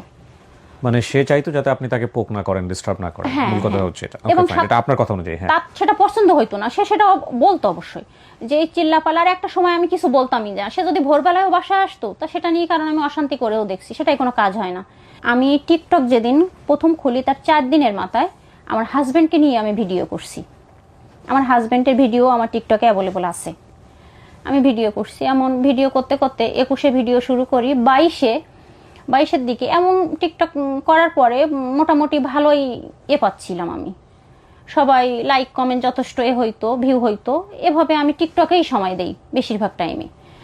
তো আমি টিকটক শুরু করি 21-এ। আর এই যার সঙ্গে আমার রিলেশনটা, যেটা নিয়ে ঝামেলা হইলো, অনেক আমাকে মাঝে মধ্যে না, প্রায় প্রত্যেকটা ভিডিওতে ও আমাকে কমেন্ট করতে থাকতো এবং লাইক করতো প্রত্যেকটা ভিডিওতে। এবং আমার যে ভিডিওগুলো আছে 95% ভিডিও স্যাট ভিডিও, SMS করা শুরু করলো। এখানে একটা জিনিস আরেকবার একটু বলে নেই, এটা আমি শুরুতেই বলেছিলাম, যে অনেকের কথা হচ্ছে সেই অনেককে নিয়ে বৈশাখী টেলিভিশনের রিপোর্ট আছে, আপনারা চাইলে দেখে নিতে পারেন। আমি যে রিপোর্টার কথা বলছি, আমি হয়তো স্ক্রিনশটও দিয়ে দিব। এই ছেলেটা তো সেই ছেলেটা? জি জি, ওই ছেলেটা সেই ছেলেটা। ডাক্তার অনেক, ওকে আসলে ডক্টর ছিল? উনি প্যারামেডিক্যাল থেকে পড়ছে, এটা পরে প্যারামেডিক্যাল থেকে পড়ছে, ওকে ফাইন। প্রত্যেকটা ভিডিওতে কমেন্টস করতে, মানে ডাক্তারের তো এত সময় নাই যে ভিডিওতে গিয়ে কমেন্টস করবে। প্রফেশনাল ডক্টর, MBBS ডাক্তার ছিল না, এটা তো আমি জানতাম না। এবং উনি ওনার চাচা দেখলাম, আসলে ওনার সম্পর্কে তো আমার ওইভাবে জানার কথা না, SMS করতে শুরু করলো যে আপনার এত কিসের কষ্ট, আপনি স্যাড ভিডিও কেন করেন। এইভাবে SMS করতে থাকলে 1 দিন 2 দিন দেখতে দেখতে আমি একদিন অ্যান্সার করলাম ওনাকে। তো বললো আপনার কিসের কষ্ট? তা বলছি কি আসলে আমার কোনো ওইভাবে কোনো কষ্ট নাই, জাস্ট আমার ভালো লাগা থেকে আমি করি। তো এভাবে কথা বলতে বলতে উনি আমাকে বেশ মাস 2 এরকম SMS হইতো মাঝে মধ্যে, নিয়মিত না, মাঝে মধ্যে। তো উনি আমাকে বললো কি যে আপনি যদি কিছু মনে না করেন তাহলে আমি কি আপনার সঙ্গে ফোনে কথা বলতে পারি? তা আমি বলছি কি আমার সঙ্গে কথা বলতে গেলে আপনার অনেক কিছু স্যাক্রিফাইস করতে হবে, আমি বিবাহিত, আমার স্বামী আছে, আমার হাজব্যান্ড আছে। তো বললো কোনো সমস্যা নেই, জাস্ট ফ্রেন্ড হিসাবে আমি আপনার সাথে কথা বলবো। আমি আপনার ভিডিও দেখে বুঝছি যে আপনার স্বামী আছে, সন্তান আছে, কারণ আপনার স্বামীকে নিয়ে, আপনার বাচ্চাকে নিয়ে তো আপনি ভিডিও পোস্ট করেন, আমি বুঝছি। তো আমি বললাম কি আপনি আপনার নাম্বারটা দেন আমাকে, আপনি কোন টাইমে ফিরে থাকেন আমাকে বলেন, আমি সেই টাইমে আমি আপনাকে ফোন দিব। তো বললো আচ্ছা ঠিক আছে, আমি এই টাইমে ফ্রি থাকি, আপনি এই টাইমে আমাকে ফোন দিয়েন। তো আমি একদিন ওনাকে ফোন দিলাম, উনি যে টাইমের কথা বললো সেই টাইমে আমি ওনাকে ফোন দিলাম। দেওয়ার পরে আমি বললাম যে আমার টিকটক আইডির নাম কিন্তু আরিয়ানের আম্মু। তো আমি বলছি আমি আরিয়ানের আম্মু বলছি। তা বললো আপনি বললে উনি ফোনের লাইনটা কেটে দিয়ে উনি কল ব্যাক করলো। করার পরে কথা হইলো কেমন আছেন কি, কথা হইলে আমি ওনাকে আবারও বললাম যে আমার সঙ্গে কথা বলতে গেলে আপনার কিন্তু অনেক স্যাক্রিফাইস করা লাগবে, আমার স্বামী আছে, বাচ্চা আছে। তো বলছে হ্যাঁ আমি বললাম তো, আমি দেখছি আপনার স্বামী বাচ্চা আছে, সমস্যা নেই, জাস্ট ফ্রেন্ড হিসাবে তো কথা বলতেই পারি, আপনারা তো কিসের কষ্ট? তো আমি কি দেখেন আমার ওরকম কোনো কষ্ট নাই। তো এইভাবে মাঝে মধ্যে কথা হইতে থাকতো। আপনার হাজবেন্ড কোথায় তখন? আমার হাজবেন্ড বাসায়। আমার হাজবেন্ড জানতো না বিষয়টা? না। ওকে। এবং আমার হাজবেন্ড জানতো না, আর আমার হাজবেন্ডটা জানার কথাও না, কারণ আমার হাজবেন্ড তো সময়ই নাই। আমার হাজবেন্ড তো 24 ঘন্টার ভেতরে তো ওই 20 ঘন্টাই বাহিরে কাটাইতো, আর 5 ঘন্টা ঘুম, খাওয়া দাওয়া, এইগুলাই। তো এইভাবে মাঝে মধ্যে কথা হইতো, খুব বেশি যে কথা হইতো তা না। এবং তাকে কিন্তু আমি যে নাম্বার দিছিলাম, তাকে যখন আমি সময় পাইতাম তখন আমি হোয়াটসঅ্যাপে ব্লক খুলে তাকে ফোন দিলে সে আমাকে ফোন দিত। তার কিন্তু আমাকে ফোন দেওয়ার কোনো অপশন ছিল না। আমি বলছিলাম যে আমাকে কিন্তু অলস টাইম ফোন দেওয়া যাবে না, কারণ অনেক সময় আমার ফোন আমার হাজব্যান্ডের নিয়ে হঠাৎ করে বাহিরে চলে যায়, আমার ফোনে কিন্তু আপনি ফোন দিতে পারবেন না। এই সত্যটাও আমি তাকে দিছিলাম। তো বললো আচ্ছা ঠিক আছে, কোনো সমস্যা নেই, আপনি যখন আমাকে নক করবেন আমি তখনই আপনার সাথে কথা বলবো, তাই ছাড়া আমি এমন কোনো কাজ করব না যে আপনার সংসারে কোনো সমস্যা হয়। তা বলছে আচ্ছা ঠিক আছে। তো ওই আমি যখন সময় পাইতাম আমি ওনাকে ওই নক করলে হোয়াটসঅ্যাপে কথা হইতো আর টিকটকে মেসেজ হইতো, আর এবং উনি আমাকে কমেন্ট করতো, খুব ফানি ফানি কমেন্ট করতো, এবং প্রত্যেকটা ভিডিওতে উনি আমাকে কমেন্ট করতো। এইভাবে চলতে থাকলো। চলতে থাকতে থাকতে এই বছর 2 আমার হাজবেন্ড চলে গেছে 1.5 বছর। এই চলে গেছে বলতে বাইরে গেছে, দেশের বাইরে চলে গেল? হ্যাঁ। ওকে। তো আমার হাজবেন্ড চলে গেছে 1.5 বছর। 5ই আগস্টে সেই ঝামেলার পরে আমার হাজবেন্ড চলে গেছে। তো তার আগের থেকে 2-3 মাস আগে, আমার হাজবেন্ড চলে যাওয়ার 2-3 মাস আগের থেকে 2-3 মাস আগে না, আমি বলি আমার বাচ্চাকে নিয়ে আমি সাতক্ষীরাতে আসছি। আমি একবারে গ্রামে, আমার শ্বশুরবাড়ি, তো সেখান থেকে আমার বাচ্চাকে একটু ভালো স্কুলে ভর্তি করার জন্য সাতক্ষীরাতে আসি। তো সাতক্ষীরাতে আসার পরে আমি ওনার সঙ্গে, তখন আমি বাসাতে একা থাকি, আমি আর আমার বাচ্চা থাকি, আমার শাশুড়ি থাকে, আমার মাও আসে। তবে আমার তো ওই রকম কোনো থাকতো না যে আসলে আমার হাজবেন্ড, আগে তো মনের ভেতরে একটা ভয় কাজ করতো যে হুট করে আমার হাজবেন্ড বাসায় চলে আসবে, কিন্তু ওই ভয়টা তো তখন কাজ করতো না। তখন আমি তার সঙ্গে প্রায় টাইমে কথা বলতাম। সাতক্ষীরাতে আপনি কেন থাকতেন একা একা? আমার বাচ্চাকে নিয়ে, বাচ্চার লেখাপড়ার উদ্দেশ্যে। সাতক্ষীরা জেলাতে? জি জি। জেলা শহরে? জি জি। Okay fine. তখন বাচ্চার বয়স কত? আমার বাচ্চার বয়স তখন আপনার এই 2 বছর সাতক্ষীরাতে আমি, আমার বাচ্চার বয়সে 8 বছর। ওকে। এই বয়সগুলো বা হিসাবগুলো একটু মিলবে না, একটু আপনার নিজেদের মতো করে মিলিয়ে নিন। উনি ওনার বাচ্চার পড়াশোনার জন্য সাতক্ষীরা জেলাতে গেছে। জি জি। তো তখন আপনার হাজবেন্ড তো দেশেই? জি জি, তখন আমার হাজবেন্ড দেশে। কিন্তু আপনার হাজবেন্ড কি করে তখন? তখনও আমার হাজবেন্ড পলিটিক্স করে। পলিটিক্স করেই যাচ্ছে। আর এই সুযোগে আপনি যেহেতু ওখানে ফ্রি এর আছেন। ভিতরে আমার হাজবেন্ডকে বেশ কয়েকবার টাকা পয়সা দিয়েছি ব্যবসা বাণিজ্য করার জন্য, কিন্তু কোনোভাবেই তার কোনো কিছু হয় নাই। কারণ ওই ব্যবসা তো আসলে নিজের না দেখলে হয় না। দোকান করে দিছি, একজনের ভরসায় ফেলে রেখে চলে গেছে, কিছুদিন পরে টাকাও শেষ, ব্যবসাও শেষ। Okay fine. আপনি ছেলেটার সঙ্গে, অনেকের সঙ্গে র্যান্ডমলি কথা বলতেন? হ্যাঁ, কথা বলতাম। এবং কথা তো বলতাম, কিন্তু তার সঙ্গে কিন্তু আমার এইরকম, আমি এই আশ্বাস তাকে দেই নাই যে আমি তোমাকে বিয়ে করব। তার বাসার লোকজন আমাকে বলছে যে আমি এটা হাইড করে তার সঙ্গে রিলেশন করছি। পরে হিসাব, আপনার কথাবার্তার জায়গাতে আসি, আমি ধারাবাহিকভাবে যেতে চাই। জি, তারপর? কথা বলতাম, এভাবে কথা বলতে বলতে হঠাৎ করে আপনার এইভাবে চলতেই থাকে। তার সঙ্গে আমার কথা হয়, প্রতিদিনই হয়, সেটা দিনে একবারও হয়, কোনোদিন 2বারও হয়, এরকম কথা হয় তার সঙ্গে। এই কথাগুলো বিষয়টা কি ছিল? আপনার সংসারের বিষয়গুলো, হ্যাঁ, আপনার আমি কি কষ্ট লাগার করতেছি, বিষয়গুলো? জি, আমি কি করি, কি অবস্থায়, কিসে কি, আমার বাচ্চা, এবং সে বাচ্চা খুব পছন্দ করত। এবং তার ভেতরে আমার যে সফট কর্নারটা কাজ করছে সেটা হইলো সে আমার বাচ্চাকে ভীষণ ভালোবাসতো। সেটা আপনার হাজবেন্ডের ছিল না? না, আমার বাচ্চাকে সে ভীষণ ভালোবাসতো। যে সে হয়তো টাকা দিয়ে ভালোবাসতো না, আমার হাজবেন্ড হয়তো টাকা দিত, কিন্তু সে মনে করাই দিত সবকিছু। আমার মনে থাকলেও যে বাবুর জন্য এটা কিনছো, বাবুর জন্য এটা হয়েছে, এটা করো, বাচ্চা মানুষ কষ্ট যেন না পায়, এগুলো সে বাচ্চাদের খুব ভালোবাসতো। তো এই হইতে হইতে হঠাৎ করে 5ই আগস্ট চলে আসলো। 5ই আগস্ট চলে আসার পরে তো ভীষণ ঝামেলা হইলো, এবং সেই ঝামেলা ফেসও করছি মাশাল্লাহ। সেই সময়তে তার সঙ্গে আমার একবারে খুব লং টাইম কথা হইতো। 5 আগস্টের ঝামেলা ফেস করছেন মানে কি? আপনার হাজবেন্ড আওয়ামী লীগ করতো? হ্যাঁ, আমার হাজবেন্ড আওয়ামী লীগ করতো, এবং আমার বাচ্চাকে নিয়ে আমি খুব প্রেশারের ভেতরে ছিলাম। আমার বাড়িতে আগুন দিবে, ঘর বাড়ি পোড়াই দেবে, বাচ্চাকে নিয়ে বাহির হয়ে যাইতে বলছে। প্রতিদিন আমার বাসায় লোক আসতিছে, বাচ্চাকে নিয়ে বাহির হয়ে যান, ঘর বাড়ি ভাঙবে, এই করবে সেই করবে।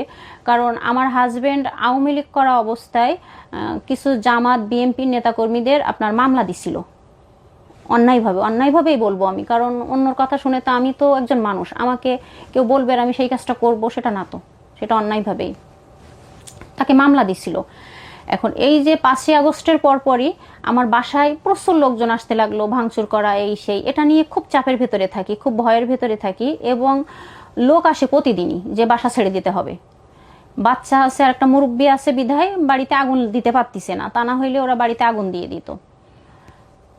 তো এই সময় ওই অনেক আমাকে মেন্টালি খুব সাপোর্ট দিছে, প্রতিনিয়ত কথা বলে, এবং সে শুধু একটা কথা বলে যে যদি কোনো সমস্যা হয় তুমি সঙ্গে সঙ্গে আমাকে ফোন দিবা। অনেক সম্ভবত বিএমপি করতো, তবে ওইভাবে ও কোনো রাজনীতিতে জড়াই ছিল না, তবে ভালোবাসতো বিএমপি। তুমি কোনো সমস্যা হলে সঙ্গে সঙ্গে আমাকে ফোন দিবা, আমি সঙ্গে সঙ্গে কোনো একটা ব্যবস্থা করব। এবং সব থেকে যে কাজটা করছে, একবারে অনেক দিন ঘুমাই নাই, সারা রাত জেগে জেগে যাইতো, এবং আমার বাচ্চাও ঘুমাইতো না। ওর ভেতরে একটা আতঙ্ক কাজ করতো যে আমি যদি ঘুমাই আম্মু তাহলে, এবং সে কথাটা বলতো, আম্মু আমি যদি এখন বলতাম বাবা তুমি ঘুমাও, তো বললো আম্মু যদি ঘুমায় হঠাৎ করে যদি আগুন দিয়ে দেয় তাহলে তো বাহির হইতে পারবো না। খুব ভয় কাজ করতো। তো তখন ওই অনিকা আমাকে বলতো কি, দিনের পর দিন তুমি যদি এইভাবে না ঘুমাও তাহলে তো অসুস্থ হয়ে যাবা, তুমি ঘুমাও, আমি জেগে থাকি, যদি কোনো সমস্যা হয় তুমি সঙ্গে সঙ্গে আমাকে ফোন দিবা, আমি ফোন সবসময় কাছে রাখছি। এবং সত্যি সত্যি সে ওই সারা রাত জেগে থাকতো। আপনার হাজবেন্ড কোথায় থাকতো? পালায় পালায়? হ্যাঁ, পালাই পালাই বলতে আমার হাজবেন্ড ইন্ডিয়ায় চলে গেছিল। আচ্ছা। সে তখন ইন্ডিয়ায় চলে গেছিল।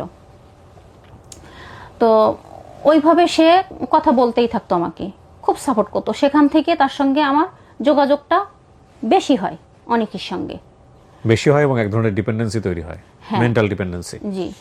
এটা কি প্রেমের পর্যায়ে চলে যায় ওই সময়টাতে? ভালোবাসতেন দুজন দুজনকে? ভালো, হ্যাঁ, ওর প্রতি আমার ভালোবাসা কাজ করতো, আমি ওকে ভালোবাসতাম। আমার থেকে ও বেশি ভালোবাসতো, কারণ আমার তো পিছুটান ছিল, ওর তো কোনো পিছুটান ছিল না। আমার পিছুটান ছিল, আমার স্বামী ছিল, সংসার ছিল, আমার পিছুটান ছিল, ওর তো কোনো পিছুটান ছিল না।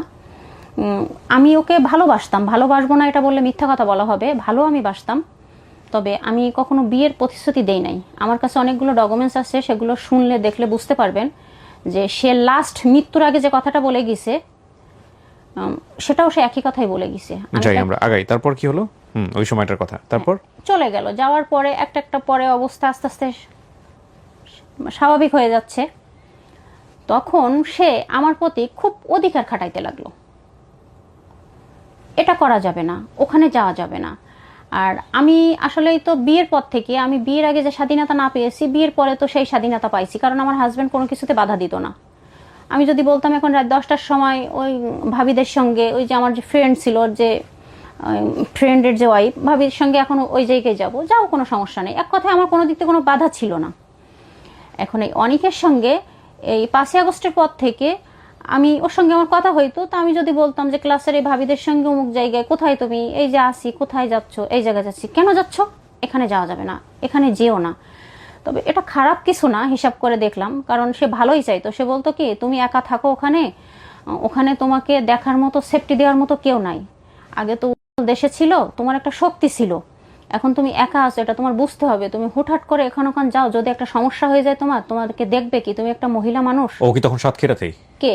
না না, অনেক তো ওর এলাকাই। এলাকা বলতে কোথায় ওর এলাকা? ট্যাকেরহাট, মাদারীপুর, ট্যাকেরহাট। মাদারীপুর আর সাতক্ষীরার দূরত্ব কতটুকু? অনেক দূরত্ব, আমি অতটা বলতে পারবো না, আপনি এ দিলে বুঝতে পারবেন, অনেক দূরত্ব হবে। সো জি, আপনার হাজবেন্ড কি ইন্ডিয়া থেকে বাংলাদেশে এসে আপনার সাথে দেখা করে তারপর দেশের বাইরে চলে গেছে ওই সময়টাতে? না না, আমার হাজবেন্ড দেশে আসতে পারে না। আর ইন্ডিয়া থেকেই দেশের বাইরে চলে গেছে? কোন দেশে চলে গেছে? সার্বিয়া। সার্বিয়াতে থাকে? জি। জীবনও তো যায়নি দেশের বাইরে? না। আচ্ছা যাই হোক, এটা একটা অন্য উপাখ্যান, ওই জায়গায় নাইবা গেলাম। ইন্ডিয়া থেকে সার্বিয়াতে চলে গেছে, ইন্টারেস্টিং। এই এরকম ঘটনা নিশ্চয়ই আরো অনেকে আছে আওয়ামী লীগের, তাহলে ইন্ডিয়া থেকে তারা অনেক দেশে চলে গেছে। তবে আমি একটা কথা বলবো, যে শুধু আওয়ামী লীগ, বিএনপি, জামাত বলে না, পলিটিক্স আমার কখনোই পছন্দ ছিল না। এই যারা পলিটিক্স করে তারা হয়তো তাদের একলা জীবন নিয়ে হয়তো যে কোনো এক জায়গায় চলে যায়। যেমন আমার হাজব্যান্ড গিয়েছে, তার জীবনটা নিয়ে কিন্তু সে চলে গেছে, কিন্তু তার ফ্যামিলি যে কি ফেস করছে একমাত্র তার ফ্যামিলিই জানে। তো যারা পলিটিক্স করে, আমি জানি না কথাটা বলাটা কতটুকু ঠিক হবে, তবে তারা তাদের ফ্যামিলির দিকে তাকায় এইসবগুলো না করাই ভালো। কারণ আমাদের তো কোনো দোষ ছিল না, ওই আমার ওই শাশুড়ি মুরব্বী মানুষ, তার কোনো দোষ ছিল না। আমার বাচ্চাটা যে দিনের পর দিন ঘুমাইতো না, ওই যে আতঙ্কে থাকতো, তারও তো কোনো দোষ ছিল না। দোষ করছিল একজন, কিন্তু ফল ভোগ করছে সবাই।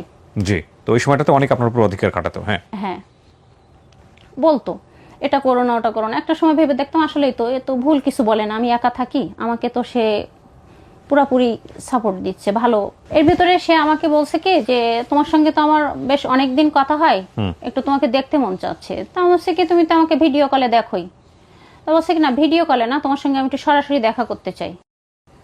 সে সরাসরি দেখা করতে চাইলে আসলে তো আমি ওইভাবে যাইতে পারবো না, মাদারীপুর তো অনেক দূর, আমি চিনিও না। তো বলছে তোমাকে মাদারীপুরে আসার দরকার নেই, আমি কোথায় আসবো তুমি বলো। তখন সে কি তুমি কোথায় আসবা, আসো তাহলে যে কোনো এক জায়গায় বাহিরে কোথাও দেখা করি। তো বললো আমি কোথায় আসলে তোমার সুবিধা হবে। সে কি কোথায়, আমি সর্বোচ্চ খুলনা পর্যন্ত যেতে পারবো, কারণ আমার তো আবার ব্যাক করতে হবে, আমি ওইদিকে যাওয়া তো আমার সম্ভব হবে না তারপরে। তো বলছে আচ্ছা ঠিক আছে তাহলে তুমি খুলনাতে আসো। বলছি আমি যেখানে যাই আমার কিন্তু ব্যাক করতে হবে।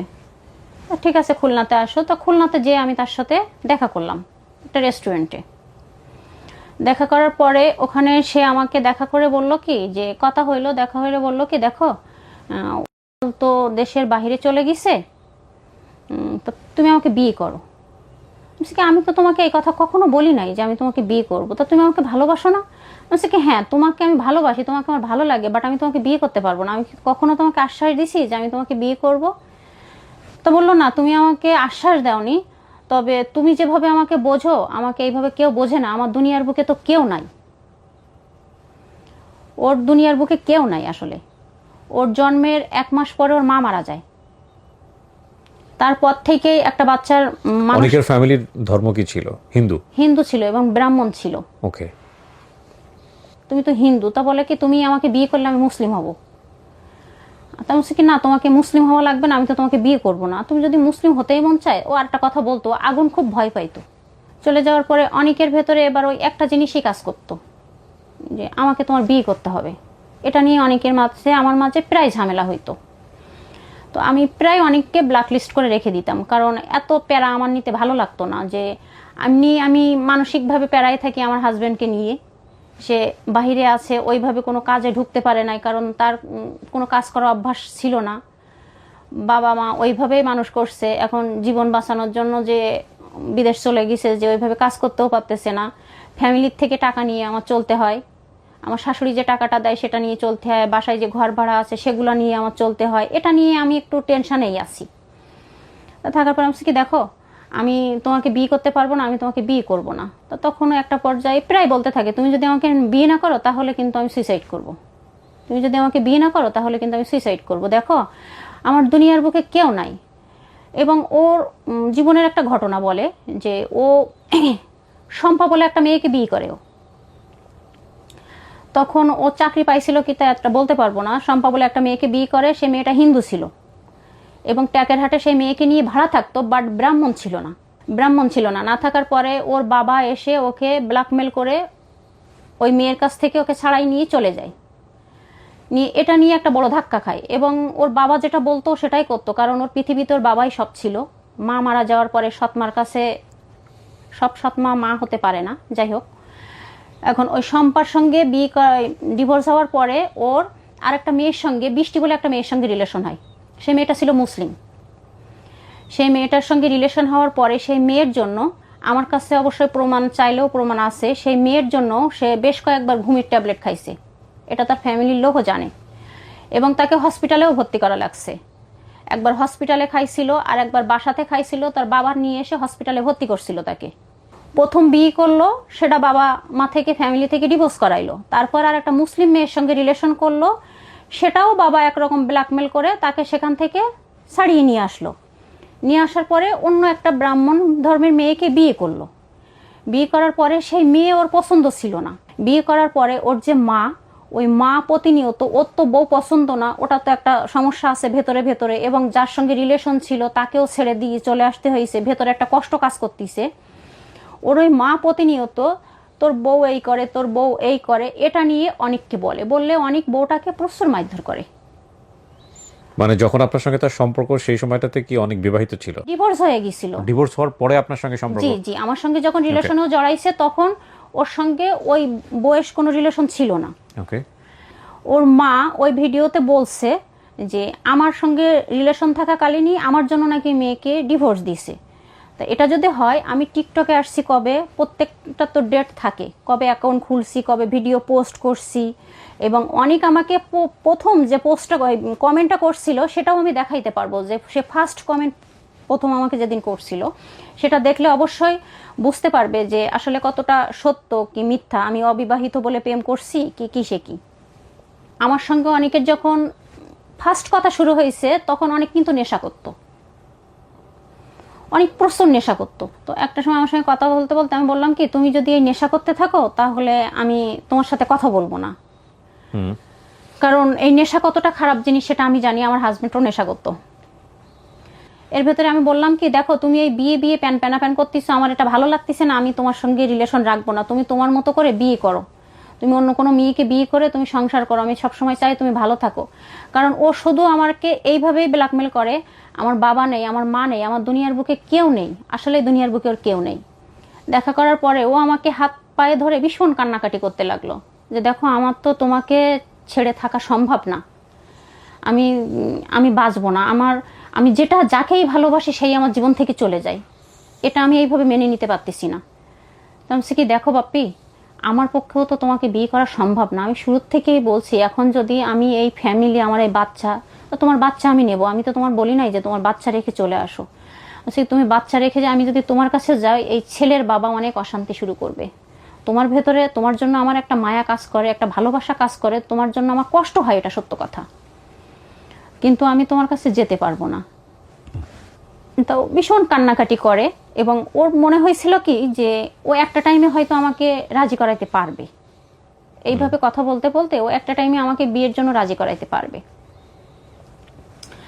ও প্রায় টাইমে আমাকে, আমি যদি স্কুলে আসি, ও ফোন দিছে, আমি যদি ফোন রিসিভ করতে না পারছি, খুব বাজে বাজে কথা ইউজ করে, যে ফোন রিসিভ করিসনি কেন, তুই কার কাছে ছিলি, অমুক জায়গায় গেছিলি, বাজে বাজে ভাবে, এই জন্য তুই ফোন রিসিভ করিস না।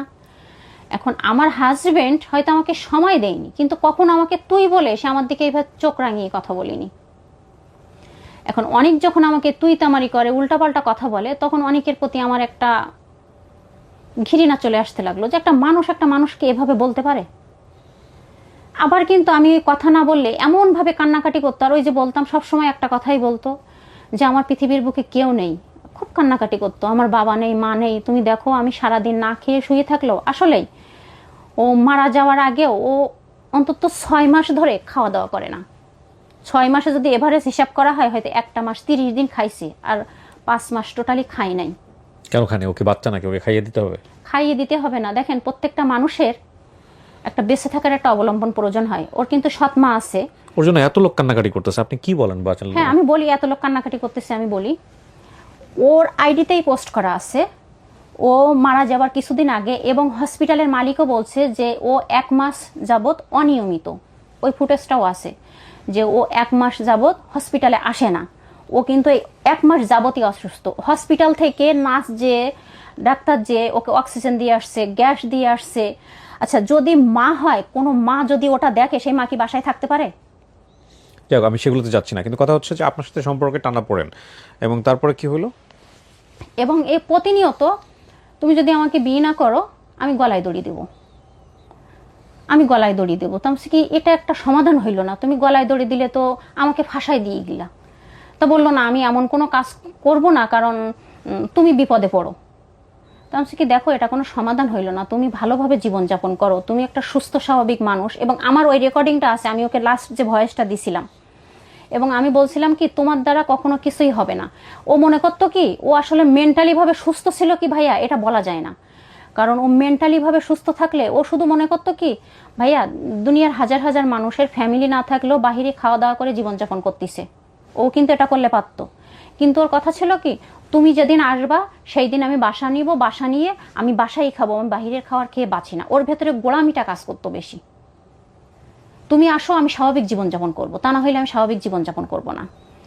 এইভাবে সে প্রায়, তুমি আমাকে আসবা না, না আসবো না, আমি ওকে প্রায় ব্ল্যাকলিস্ট দিয়ে রাখতাম, যে এত প্যারা আমার নিতে ভালো লাগে না বাপি, আমার একটা বাচ্চা আছে, আমার বাচ্চাটা আমি তোমার সাথে কথা বলতে গেলে আমার বাচ্চাটাকে আমি পড়াইতে পারি না, আমার বাচ্চাটা সময় দিতে হয়, আমার বাচ্চাটা পুরো টেক কেয়ার করতে হয়, আমার বাসায় যাইতে হয়, শাশুড়ি থাকে, ফ্যামিলি থাকে, আমি তো সবসময় এরকম করে পারবো না, আমি তো তোমার বউ না।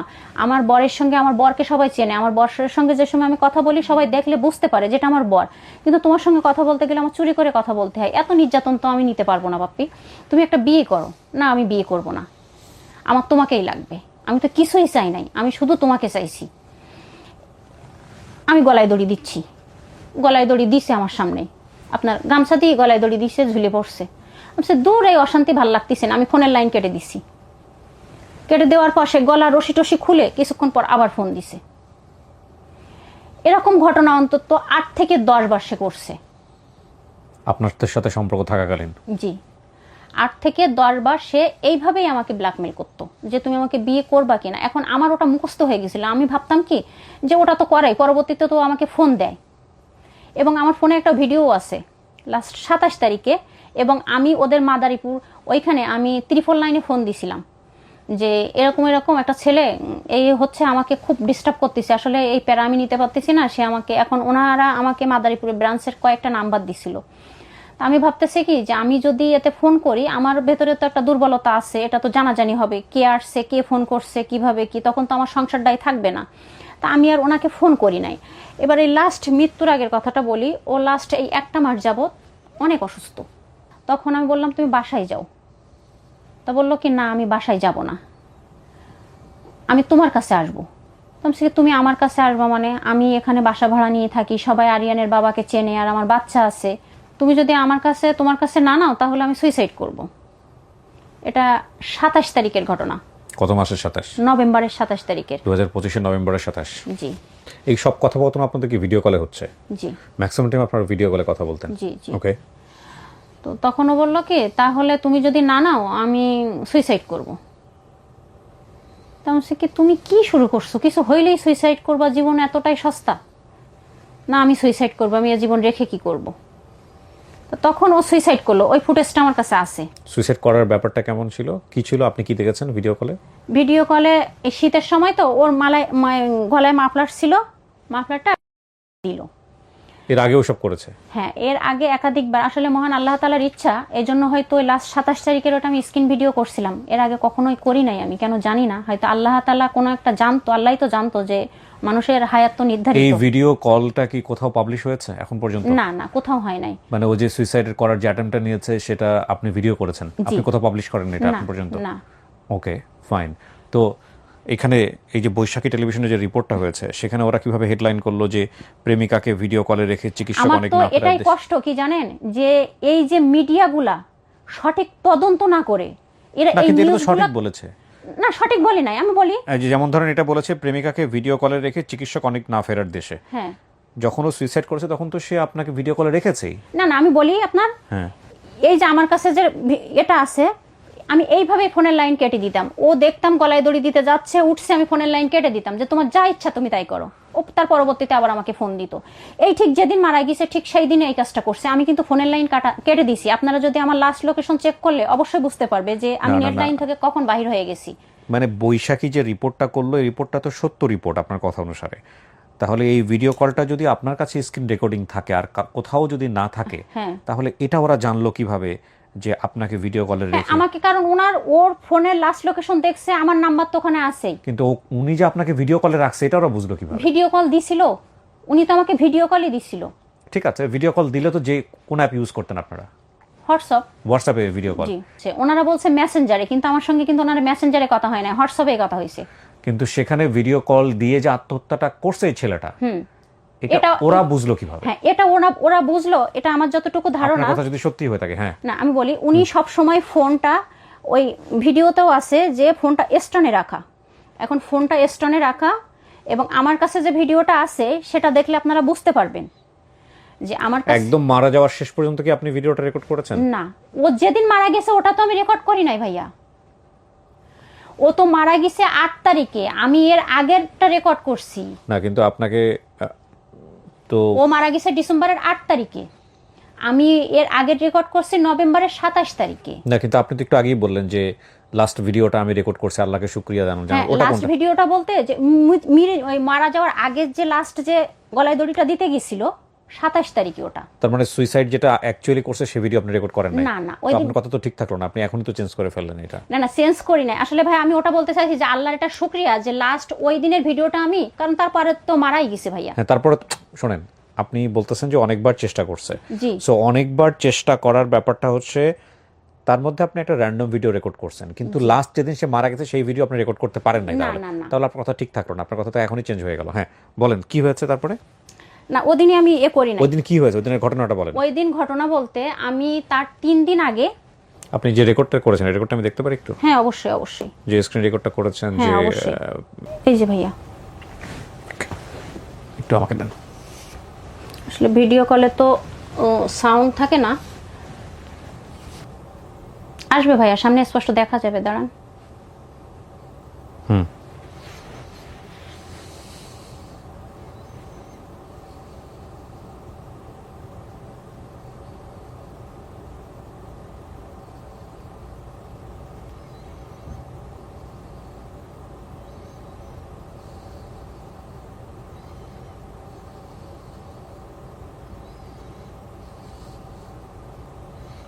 আমি দেখেছি এবং প্রিয় দর্শক এবং শ্রোতা, এটা দেখেছি বলবো আমি, কারণ এটা তো আমি দেখাতে পারবো না আপনাদেরকে। ওই রাত্রে কথা হইলো, যেদিন মারা গেছে সেদিন না, কিন্তু তার 3 দিনের আগের ঘটনা। 3 দিন থেকে আমি তার সাথে কথা বলি না। রাত্রে কথা হইলো, এখন ওই কথা নিয়ে কথা হইলো, হওয়ার পরে বললো তোমার বাচ্চার পরীক্ষা সকালে, তুমি ঘুমাও। তো আমি বলছি আচ্ছা ঠিক আছে বলে ওই কথা বলে এক পর্যায়ে সকালে যখন আমি ফোনের লাইন কাটছি, ও ভাবছে আমি রাগারাগি করে ফোনের লাইন কাটছি। তাই আমি বলছি তুমি তো বললা ফোনের লাইন কাটতে, তো বললো তুমি তো রাগ করে ফোনের লাইন কাটছো। আমি বলছি কি রাগ করে না, আমি ঘুমাচ্ছি। এখন ও বারবার ফোন দিচ্ছে বলে আমি ফোনটা বন্ধ করে ঘুমাইছি। ঘুমাই নাই, ফরজের আজান দিছে, তারপরে আমি উঠে নামাজ পড়ে আবার আমার বাচ্চার পরীক্ষা, আমি চা নিয়ে এসে ফোন অন করে বসছি, আমার বাচ্চাকে আমি ডাকতেছি, ফোনটা অন করছি, করার সঙ্গে সঙ্গে ও তো ঘুমায় নাই। আর ওর অভ্যাস ছিল সারা রাত ঘুমাইতো না, ও সারা রাত ঘুমাইতো না। একটা মানুষ সারাদিন না ঘুমাইলে না খাইলে সে মেন্টালিভাবে সুস্থ থাকতে কখনোই পারে না। তো আমি ফোন অন করছি, করার পরপরই ফোন দিছি। আমার বলতেছে কোথায় ছিলি তুই? আমি সে কোথায় থাকবো, আমি বাসায় ছিলাম। তো বাসায় থাকলে তুই ফোন আপ করছিস কেন? বলছি বাসায় থাকলে ফোন আপ করবো, তুমি বারবার ফোন দিচ্ছ তাই। তুই তো ঘুমাসনি, আমি জানি, আমি তোকে চিনি না। আমি কি না, আমি ঘুমাই নাই, সত্য কথা। আমি নামাজ পড়ে উঠে এই বসলাম, তখন ও বাজে ভাষায় একটু কথা বললে তখন আমি বলতেছি কি বাপ্পি, তুই আমাকে, এর ভেতরেও আমাকে প্রায় বলতো কি যে তুই যে আমার সাথে কথা বলিস আমি এটা রেকর্ডিং করে তোর বরকে পাঠাবো। বলছি কি যে তুই যদি আমার যাই করিস না কেন, আমি আজকের পর থেকে তোর সঙ্গে কথা বলবো না। কারণ আমি একটা ব্যক্তি, তুই ভালো করেই জানিস তোর সঙ্গে আমার কয়টা পর্যন্ত কথা হয়েছে। আমি নামাজ পড়ে উঠে ফোনটা অন করে তোরে ফোন দিলাম আর তুই এই বাজে কথা বললি। আমি আজকের পর থেকে তোর সঙ্গে আর কখনোই কথা বলবো না, তুই যাই করিস না কেন বলে আমি ওরে টোটাল সব জায়গার থেকে ব্লক দিলাম। এবং আমার ফোনটাও, বাটাম ফোনটা আমি সুইচ অফ করে রাখলাম। সব জায়গার থেকে ওরে আমি ব্লক দিলাম, টিকটক, হোয়াটসঅ্যাপ, মেসেঞ্জার, সব জায়গার থেকে ওরে আমি ব্লক দিয়ে দিলাম। এই তিনটাই কি আপনার ফোন? হ্যাঁ, দুইটা, এই তিনটাই আমার ফোন। একটা পরে কিনছি অবশ্যই ঝামেলার পরে। জি। তো আপনার আমি ওই ফোন টোন বন্ধ করে রাখলাম। এই 3 দিনের ভেতরে আমি ওর সাথে কথা বলি না। এখন পেজের মেসেঞ্জারে ও আমাকে প্রচুর SMS করতেছে। এর ভেতরে আরেকটা কথা বলি, ও আমার কাছ থেকে, ওর ফ্যামিলির লোকজন বলছে আমি ওর কাছ থেকে সর্বোচ্চ নিয়েছি। ওই ভিডিওটা যদি শোনেন, ওর মা বলছে যে ওরে যখন ওর বউ ডিভোর্স দিছে তখন ও 10 লাখ টাকা ঋণ ছিল। একটা মানুষ যদি 10 লাখ টাকা ঋণ থাকে, তার আমার পিছনে এত ইনভেস্ট করা সম্ভব হয় না। আর অনেক ওর চাচা যে এটা করছে, ওই যে মামলার জিডিটা করছে, সেখানে তার চাচা লিখছে যে সে ওয়ার্ড বয়। একটা ওয়ার্ড বয়ের স্যালারি থাকে কত ভাইয়া? ফাইন, ডিফেন্সের জায়গা পরে যাই, আপনার ঘটনার দিকে থাকি আমি। কি হলো এরপরে? ছেলেটা কি করলো? সুইসাইডটা কিভাবে করলো? কি ঘটনায় আসে? ও আমাকে SMS দিচ্ছে এবং সে দড়ি ঝুলাই রাখছে, দড়ি ফ্যানের সঙ্গে ঝুলাইয়ে সেটা ভিডিও, সেই ভিডিওর ফুটেজটাও কিন্তু আমার কাছে আছে, ছবিটাও আছে। ওই ছবিটাও দেখাইতে পারেন, ছবিটাতে ও নেই, দরকার নাই। এখন ওটা ও দিচ্ছে, দেওয়ার পরে আমি আসলে বিশ্বাসই করি নাই। কারণ বিশ্বাসটা না করার কারণ, এর আগেও ও আমার সামনে বহুত কয়বার গলায় দড়ি দিছে। এটা আমার বিশ্বাস করার কথা না, কারণ ও আমাকে এইভাবে ব্ল্যাকমেল করতেই থাকে। ও অটো SMS করতে লাগলো এবং আমি ওর ভয়েসগুলা ওই দিন শুনি নাই, তবে লেখাগুলা দেখতেছিলাম। আজকে শেষ কথা, এরপরে তোমার সঙ্গে কথা বলবো না। যেখানে তুমি আমার ছেলেকে বাবা বলে ডাকতো, আমার ছেলেটা নাদুস নুদুস, স্বাস্থ্য ভালো, তা বলতো কি আমার ছেলে কালো গ্লাসের চশমা পরতো, তা বলতো কি ও যখন চশমা পরে তখন নাকি ওর বাবার মতো দেখা যায়। তা বলতো কি আমার বাবার মতো লাগে। তা যেখানে ও আমার ছেলেকে প্রচুর ভালোবাসতো, তা যেখানে তুমি আর বাবা আমার কাছে আসবা না, সেখানে আমি আর জীবন রাখবো না, আমি সুইসাইড করব। আজকে রাতে আমার শেষ রাত, আমি একটাবার শুধু তোমার গলার কণ্ঠটা শুনতে চাই, আমার সঙ্গে একটু তুমি কথা বলো। তো বলার পরে তো আমি তখন কয়টা বাজে, আমার বাচ্চাকে খাওয়াইছি, পড়াইছি, 11:30, 11:30টার পরেই আমি হোয়াটসঅ্যাপের ব্লগটা খুলছি। খোলার পরে এর ভেতরে ও 5 মিনিটের একটা ভিডিও করে দিছে, যে ও গান গাচ্ছে এবং ওই রশি ঝুলানো চেয়ার দেয়া, এটা আমাকে দেখাইছে এবং দেখাইছে যে এটাই আমার শেষ কথা, এরপরে আর কোনো কথা হবে না। তো আমি ওটা দেখে আমি ওরে ফোন দিছি। ফোন দেওয়ার পরে আমি বলছি কি পাগলামি শুরু করলা তুমি, 2 দিন পর পর এটা কি পাগলামি শুরু করলা, 2 দিন পর পর সুইসাইড করব এইভাবে আর কত? এটা একটা মানুষের জীবন হয় না, একটা স্বাভাবিক জীবন যাপন করো।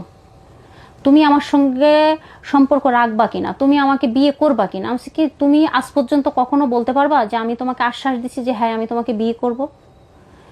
হ্যাঁ তুমি আমাকে ভালোবাসো, হ্যাঁ তোমাকে আমার ভালোবাসি, এবং তোমার ভেতরে যে এটা কাজ করছে সেটা হইলো তুমি সব সময় আমাকে বলো আমার বাবা নেই, মা নেই, আমি এতিম, আমার দুনিয়ার বুকে কেউ নেই, আমাকে একটু ভালোবাসার মতো কেউ নেই।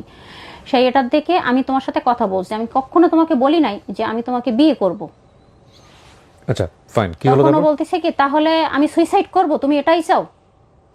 আমি বলছি তোমার যেটা ভালো লাগে তুমি সেটা করো, আমার কিছু বলার নাই, বলে আমি ফোনের লাইনটা কেটে দিছি। এবং আরেকটা কথা বলি, ও কিন্তু ওই ফোন এইভাবে স্টনে রাখা, ওর ফোন অলস টাইম এইভাবে স্টনে রাখাই থাকে কথা বলতে গেলেই, এবং ও টিকটক করে, ওরও কিন্তু একটা ফেসবুক পেজ আছে, যখনই যা করে ওর ফোনটা এইভাবে স্টনে থাকে। এখন ওর ফোনটা এইভাবে স্টনে আছে, ওই যেদিন আমার ফোনে যে ভিডিওটা আপনি দেখলেন ওটাও কিন্তু ফোন স্টনে রাখা, ফোন কিন্তু এক জায়গায় রাখা, তাই না ভাইয়া? রেখে ও উঠলো না, যেদিন মারা গেছে সেই দিনও কিন্তু ওর ফোনটা ওইভাবে স্টনেই রাখা। তখন ও বলতেছি কি তাহলে আমি গলায় দড়ি দিয়ে মরবো। আমি কি তোমার যেটা ভালো লাগে তুমি সেটা করো, আমার কিছু বলার নাই, বলে আমি ফোনের লাইনটা কেটে দিছি ভাইয়া। দেওয়ার পর এবং আমি ফোনের লাইন কেটে দিয়ে আমি ফোনটা অফ করে আমার মতো আমি ঘুমায় পড়ছি। ও কিন্তু মারা গেছে কি আমি কোনো কিছুই জানি না। না যাওয়ার পরে ঠিক আমি 3:30 4টার দিকে উঠছি। ওঠার পরে আমি ফোন অন করি না, ওঠার পরে আমি ফ্রেশ এসে নামাজ পড়ে আমি ঠিক আবার বসছি আমার বাচ্চার পাশে, ওই দিন আমার বাচ্চার লাস্ট পরীক্ষা। তো আমি উঠছি, ওঠার পরে আমি ফোনটা অন করছি, করার পরে আমার ফোনে কোনো SMS-ও আসে নাই, ফোনও আসে নাই, এবং আজ পর্যন্ত এইরকম ঘটনা কখনো হয় নাই যে আমি ফোনের লাইন কাটার পরে অনেক ফোন এবং SMS ট্রাই করেনি। আমি হয়তো তাকে ব্লক দিয়ে রাখি, যাই করি না কেন সে ট্রাই করে, এবং হোয়াটসঅ্যাপে ট্রাই করলে পরবর্তীতে নেট অন করলে পরবর্তীতে SMS ফোনগুলা চলে আসে নাই। যখন আসি নাই তখন আমার ভেতরে একটা ভয় লাগা কাজ করতেছে যে কি আসলেই মারা গেল, এ তো কখনোই এরকম হয় না, এর সঙ্গে আমার রিলেশন হওয়ার পর থেকে আজ পর্যন্ত যে আমাকে ফোন দেয় নাই, এরকম ঘটনা কখনো হয় নাই। তো আমি ওকে ফোন দিতে ভয় পাচ্ছি, সাহস পাচ্ছি না, যে এ যদি সত্যি সত্যি মারা যেয়ে থাকে তাহলে তো আমি ঝামেলায় পড়ে যাব, কিসে কি করবো আমি বুঝতেছি না। না করে তখন আমি অন্যান্য ওর যে আইডিতে যে ফ্রেন্ড সার্কেল তাদের আইডিতে আমি ঢুকে দেখার চেষ্টা করতেছি যে ও মারা গেলে তো ঠিকই তো সোশ্যাল মিডিয়ায় এটা আপলোড হবেই। তো খুঁজতে খুঁজতে আমি প্রথম একটা দেখলাম যে ওদের হসপিটালের একটা স্টপ, শুধুমাত্র ওরা তার একটা ছবি দিয়ে শুধু পোস্ট করছে কি যে দাদা ভাই আমাদের মাঝে আর নেই। তো ওটা দেখে আমি বিশ্বাস করেও অতটা বিশ্বাস করতেছি না, আমি ভাবতেছি ও হয়তো আমাকে ভয় দেখানোর জন্যই এটা করতেও পারে। তো আমি তবু আবার ঘোটাঘুটি করতেছি যে দেখি এই করতে করতে ওদের আরেকজন কলিগ, ওর আরেকজন ডাক্তার, সে ওর ওই যে ভ্যানে শোয়ানো যে লাশটা, সেই লাশের ছবিটা পোস্ট করছে এবং সাথে আরেকটা ছবি পোস্ট করছে যে ডক্টর অনিক শুভ আমাদের মাঝে আর নেই। এটা দেখার পরে তো মনে করেন আমি ফুল শিওর হয়ে গেলাম যে ও আসলেই মারা গেছে। তখন আমার মনে হচ্ছে কি জানেন, যে তবে ওটা আমার আমার তো বোঝার কথা না, আমার মনে হচ্ছে আমি যদি ওই টাইমে লাইনে থাকতাম, আমি যদি ফোনের লাইনটা না কাটতাম, হয়তো যদি আমি বলতাম যে আমি যদি দেখতাম, কেন আমি বলি নাই, তাহলে হয়তো এই কাজটা করতো না। তখন আমি যে বলবো ভাইয়া, এর আগে তো এই কাজটা একাধিকবার করছে, আমি ফোনের লাইন কেটে দিছি। এবার আপনি আমার প্রশ্নের উত্তর দেন, সেটা হচ্ছে যে ওর ফ্যামিলি জানলো কিভাবে যে এইরকম একটা সম্পর্কের কারণে ও সুইসাইড করেছে? আপনাদের বিষয়টা কি ওর ফ্যামিলি জানতো? হ্যাঁ, ওর ফ্যামিলির সবাই জানতো। কিভাবে জানতো? ও যে ও আমার সঙ্গে কথা বলতো, যখন টিকটকে ওর আমার সঙ্গে পরিচয় হয়, যখন ও আমার সঙ্গে কথা বলে, তখন ওর স্বাস্থ্য ভাই, তার নাম দীপ দেখতো, জানতো, এবং হসপিটালের অনেকেই দেখছে, কারণ ওর সঙ্গে তো আমার 2-1 দিনের কথা হচ্ছে না যে এটা মানুষ বুঝতে পারবে না। এবং ও নাকি সবাইকে বলতো কি যে হসপিটালের অনেকে নাকি বলতো যে আমার বউ। ওর ফ্যামিলির লোকজন জানতো আমার সঙ্গে কথা হয় তা। এবং আপনার সঙ্গে সম্পর্ক আছে, আপনারা বিয়ে শাদী করবেন, এরকম জানতো ফ্যামিলি? হ্যাঁ, এটা হয়তো জানতো, না জানলে ওরা এই কথাগুলো। এবং দেখেন ওর মা কিন্তু বলছে এই ব্যাপারটা, ভাইয়া 2021 সালের থেকে যদি ওর সঙ্গে আমার রিলেশন থাকে, আমি ওনাদের কথাটাও যদি মেনে নেই, তাহলে এতদিন কোনোদিন কেউ কেন আমার সঙ্গে যোগাযোগ করলো না? কে যোগাযোগ করবে আপনার ওর সাথে? ফ্যামিলির লোকজন। কেন যোগাযোগ করবে? যে আমার এই ছেলে হিন্দু এবং ব্রাহ্মণ, আমি একটা মুসলিম মেয়ে। ওরা বলছে আমি মুসলিম মেয়ে, সেটা আমি হাইড করে রিলেশন করছি। আমার আইডিটা যদি একটা পাগলকেও দেখান, সে বুঝবে যে আমি মুসলিম। কারণ এবং আমি যে বিবাহিত, আমার যেদিন টিকটক আইডি খুলছি, 4 দিনের দিন আমার হাজবেন্ডের সঙ্গে ভিডিওটা এখনো আমার টিকটক আইডিতে পোস্ট করা আছে। প্রত্যেকটাই তো ডেট দেওয়া থাকে ভাইয়া, ডেটগুলো তো আর ফেক করা যায় না। এবং আমার যেদিন প্রথম ভিডিও পোস্ট করা, সেই দিন আমার মুখে হিসাব পরে, কাপড় পরে, ওড়না পরে ভিডিও করা। তাহলে সেখানে স্পষ্ট বোঝা যায় যে আমি একটা মুসলিম মেয়ে। এখন তারা ব্রাহ্মণের ছেলে, তার ফ্যামিলির লোকজন জানতেছে সে মুসলিম একটা মেয়ের সঙ্গে রিলেশন করতেছে, কখনো কোনোদিন কেন যোগাযোগ করলো না? প্রথম কথা হচ্ছে যে না, এই যুক্তিগুলা আপনারা খুঁজবেন হচ্ছে কোর্টে।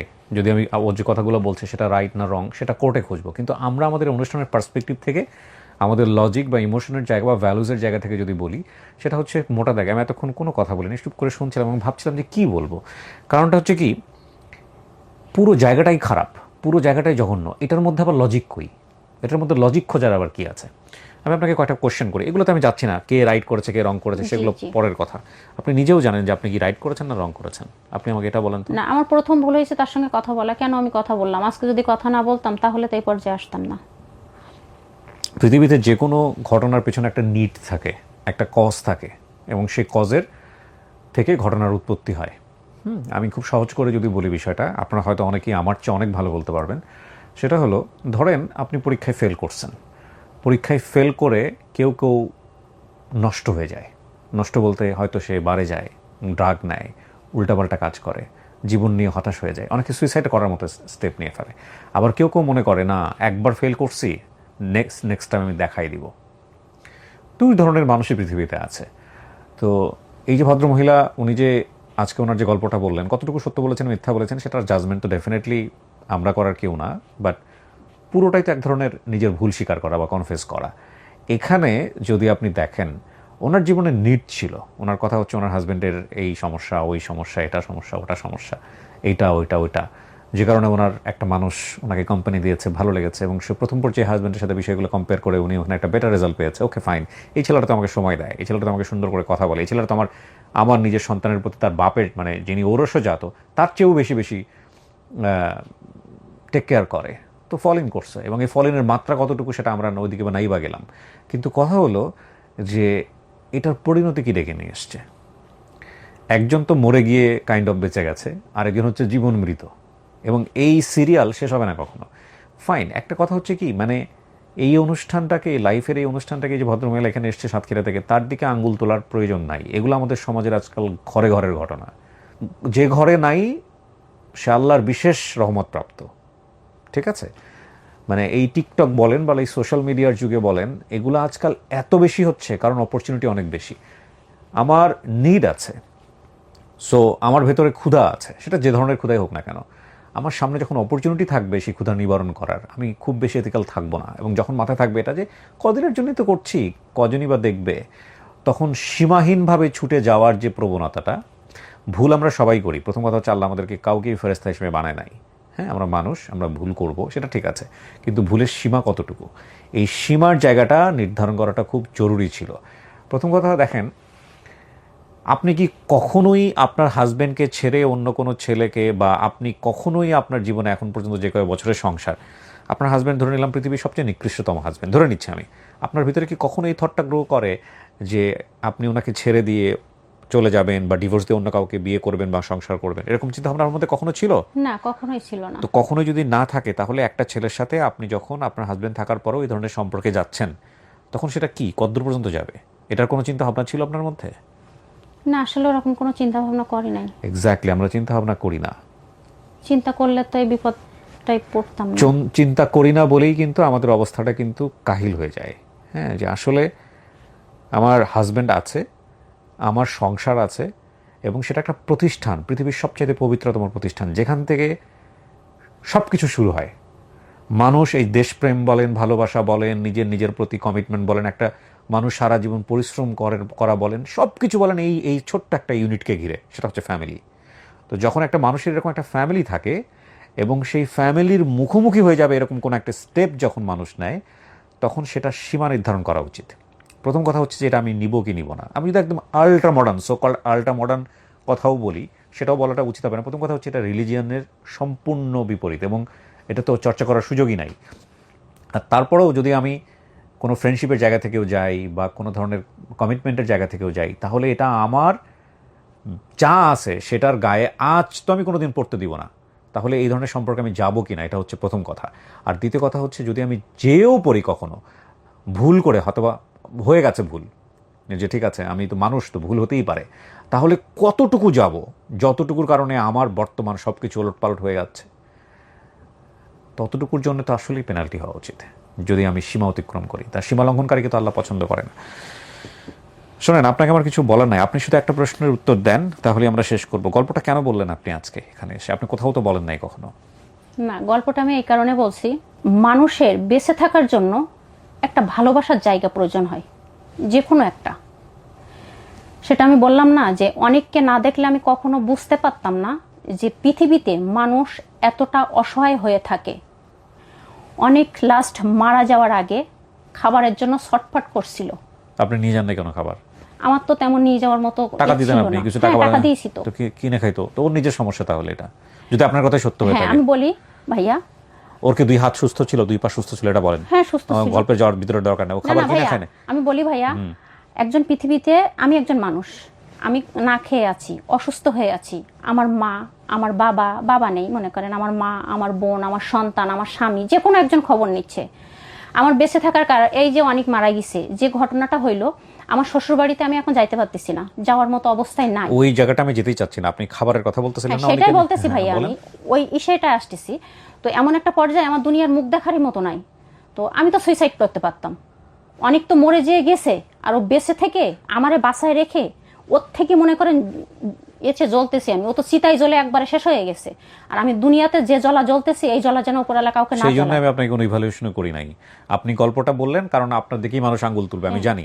কিন্তু কিছু মানুষের শিক্ষা হোক। আপনি বলতেছেন যে অনেকের লাস্টের দিকে খাবারের পরিস্থিতি ছিল না। আরে ভাই, আমি তো মানতে পারতেছি না এই কথা। কেন? হ্যাঁ, সেটাই বলতেছি ভাইয়া, যে আমি মরে যেতাম, কারণ আমার যেভাবে হচ্ছে, আমি সুইসাইড করতাম। আমি করি নাই কিসের জন্য ভাইয়া? শুধুমাত্র আমার সন্তানের মুখের দিকে তাকাই। আপনি ওটা বাদ দেন, আপনি বলেন আমাকে অনেক খাইতে পারে নাই কেন? হ্যাঁ, অনেক খাইতে পারে নাই, অনেক দীর্ঘ 1 মাস যাবত অনিয়মিত এবং অসুস্থ, সে প্রচুর অসুস্থ। কেন? আপনার কারণেই তো না না, তাহলে প্রেমের কারণে তো না, প্রেমের কারণে তো মানুষের ওই ফুসফুসেতে ইনফেকশন, এটা কি প্রেমের কারণে তার হসপিটালে সে প্রেমের কারণে ফুসফুসের ইনফেকশন না, পুরো দুনিয়া ইনফেকশন হয়ে যায়। আপনি ওইটা বাদ দেন। প্রেমের কারণে কি শুধু ফুসফুস ইনফেকশন হয়? কত কিছুর ইনফেকশন হয়। শোনেন, ওগুলো বাদ দেন, ওইটা নিয়ে বলে লাভ নাই। কথা এখন শোনেন, আমি বলি। প্রথম কথা হচ্ছে আপনি অনেকের প্রতি যে দয়া দেখাচ্ছেন, এই দয়াটাও এক ধরনের সমস্যা। হ্যাঁ, দয়াটা প্রথম থেকে না দেখালেই হইতো। এই দয়ার কারণে হয়তো বা সে আরও বেশি ডিপেন্ডেন্ট হয়ে গেছে। এখন দেখেন, মৃত মানুষকে নিয়ে জাজমেন্ট করার কোনো সুযোগ নাই, but blackmail is the worst thing in relationship. এটা আমাদের খুবই কমন, খুবই শিক্ষিত, অশিক্ষিত, মূর্খ, হোয়াট এভার ইট ইজ, আমরা যাই বলি না কেন, সব ধরনের সম্পর্কে এই জিনিসগুলো খুব কমন। গ্রাম অঞ্চলে এক সময় দেখবেন যে হাত কেটে লিখতো। এটা এত কমন ছিল যে এটা একটা ট্রেন্ড হয়ে গিয়েছিল, যে কাউকে লাভ করি হাত কেটে লিখবো না, মানে এটা ট্রেন্ড। এটা আমি তো অনেক ধরনের মানে সোসাইটিতে বড় হয়েছি, বিভিন্ন সোসাইটি যে স্তরায়ন থাকে। আমি খুব লাকি, আমি একদম প্রত্যন্ত অঞ্চল থেকে শুরু করে একদম আপার ক্লাস পর্যন্ত মিশেছি। সো এই উদাহরণগুলো আমি দিতে পারি।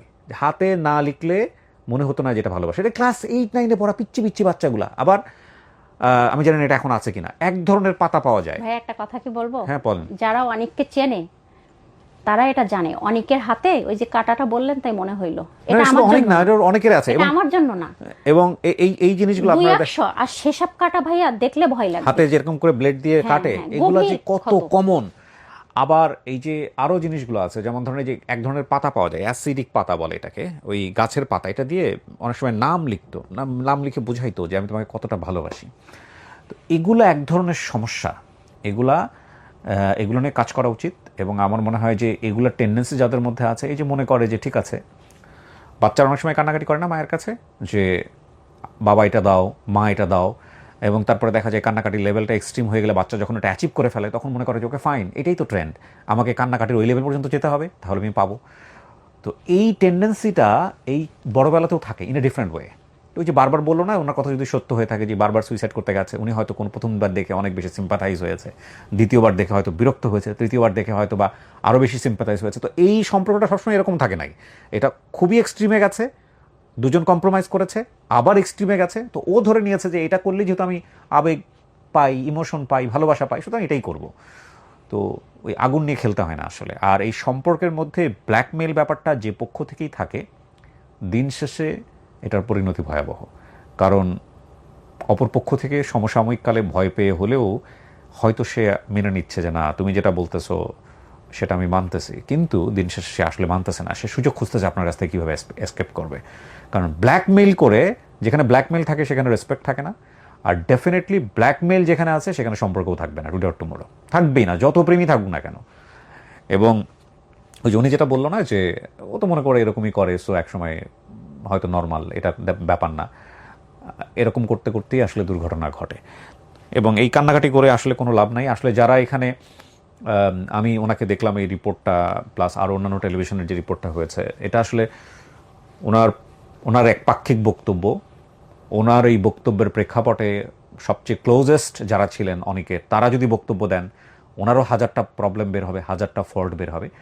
বাট এই ফল্ট বের করাটা আমাদের আসলে উদ্দেশ্য না। আমাদের জায়গাটা থেকে আমরা আসলে একটা জিনিস দেখার চেষ্টা করেছি, সেটা হচ্ছে যে কোনো ধরনের অনৈতিক সম্পর্ক, সেই সম্পর্কের যে কোনো জিনিস যদি আপনি একেবারে আল্ট্রা মডার্ন সায়েন্সের জায়গা থেকে দেখেন, রিলিজিয়নের বাইরে এসে যদি কথা বলার সুযোগ থাকে আমাদের সমাজ ব্যবস্থা বা অত্যাধুনিক সমাজ ব্যবস্থায়, সেই সম্পর্কের চর্চাটা কতটুকু হলে নিজের জীবনের ঝুঁকি থাকে না, নিজের জীবন ক্ষতিগ্রস্ত হয় না, পারিবারিক জীবন ক্ষতিগ্রস্ত হয় না, সেটা আমাদের চিন্তা করা উচিত। আমরা এখন এমন একটা সোসাইটিতে বসবাস করি যেখানে সব কিছু ওপেন, চাইলেই পাওয়া যায়, এবং এগুলোকে ফ্যাসিলিটেট করা হচ্ছে।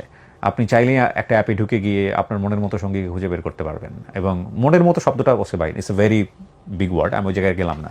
তো ফ্যাক্ট হইলো গিয়ে যে এই যে টিকটক বলেন বা অন্যান্য যে জায়গাগুলো, যে প্ল্যাটফর্মগুলো আমার অনেক বেশি ইজি করে দিচ্ছে আমাদেরকে, কিন্তু দিন শেষে আমরা তো সবাই পারিবারিক মানুষ, দিন শেষে আমাদের সন্তান আছে, আমাদের যে মানুষটাকে ভালো লাগে না সংসারে, সেই মানুষের সাথে সংসার করতে হচ্ছে, ওই মানুষটা খুবই গুরুত্বপূর্ণ সংসারের জন্য, ওই মানুষটা আছে। এবং এই জায়গাগুলো যদি অক্ষত না থাকে, তাহলে এই ইমোশন আর এই প্রেম, এটা আসলে জীবনে কষ্ট ছাড়া কিছুই দেয় না। আমি যেহেতু ফিউচার জানি না, তবে এই অনেক যদি আপনার জীবনে আসতো বা আপনি যদি অনেকের জীবনে যাইতেন, এটা নিয়ে আরেকটা উপাখ্যান হইতো এবং সেটারও একটা বিশাল স্যাড স্টোরি থাকতো বলে আমার মনে হয়। কারণ আমার গল্পনার অভিজ্ঞতা থেকে আমি বললাম, এটা আসলে হ্যাপি করে না। আপনার হাজব্যান্ড জানার পরে আপনাকে কি করেছে? আমার হাজব্যান্ড যাওয়ার পরে হয়তো তার যদি বাচ্চা না থাকতো তাহলে সে আমাকে রাখতো না। এবং সে আরেকটা জিনিস ভাবছে যে আমি ইচ্ছা করলে তো অনেকের কাছে যাইতে পারতাম, কিন্তু আমি তো অনেকের কাছে যাই নাই, সেটা আমি তার সঙ্গে সংসার করব বলে যাই নাই, এটা সে বুঝছে। আপনাকে ক্ষমা করতে পারবে সে? আপনি আপনার এই পুরো সম্পর্কের জন্য সরি, তার কাছে সরি বলছেন কখনো? হ্যাঁ, তার সঙ্গে তো সরি বলছি, এবং এটা সত্য কথা যে শুধুমাত্র আমার স্বামী হয়তো আমাকে সময় দিত না, হয়তো তার এটা সমস্যা ছিল।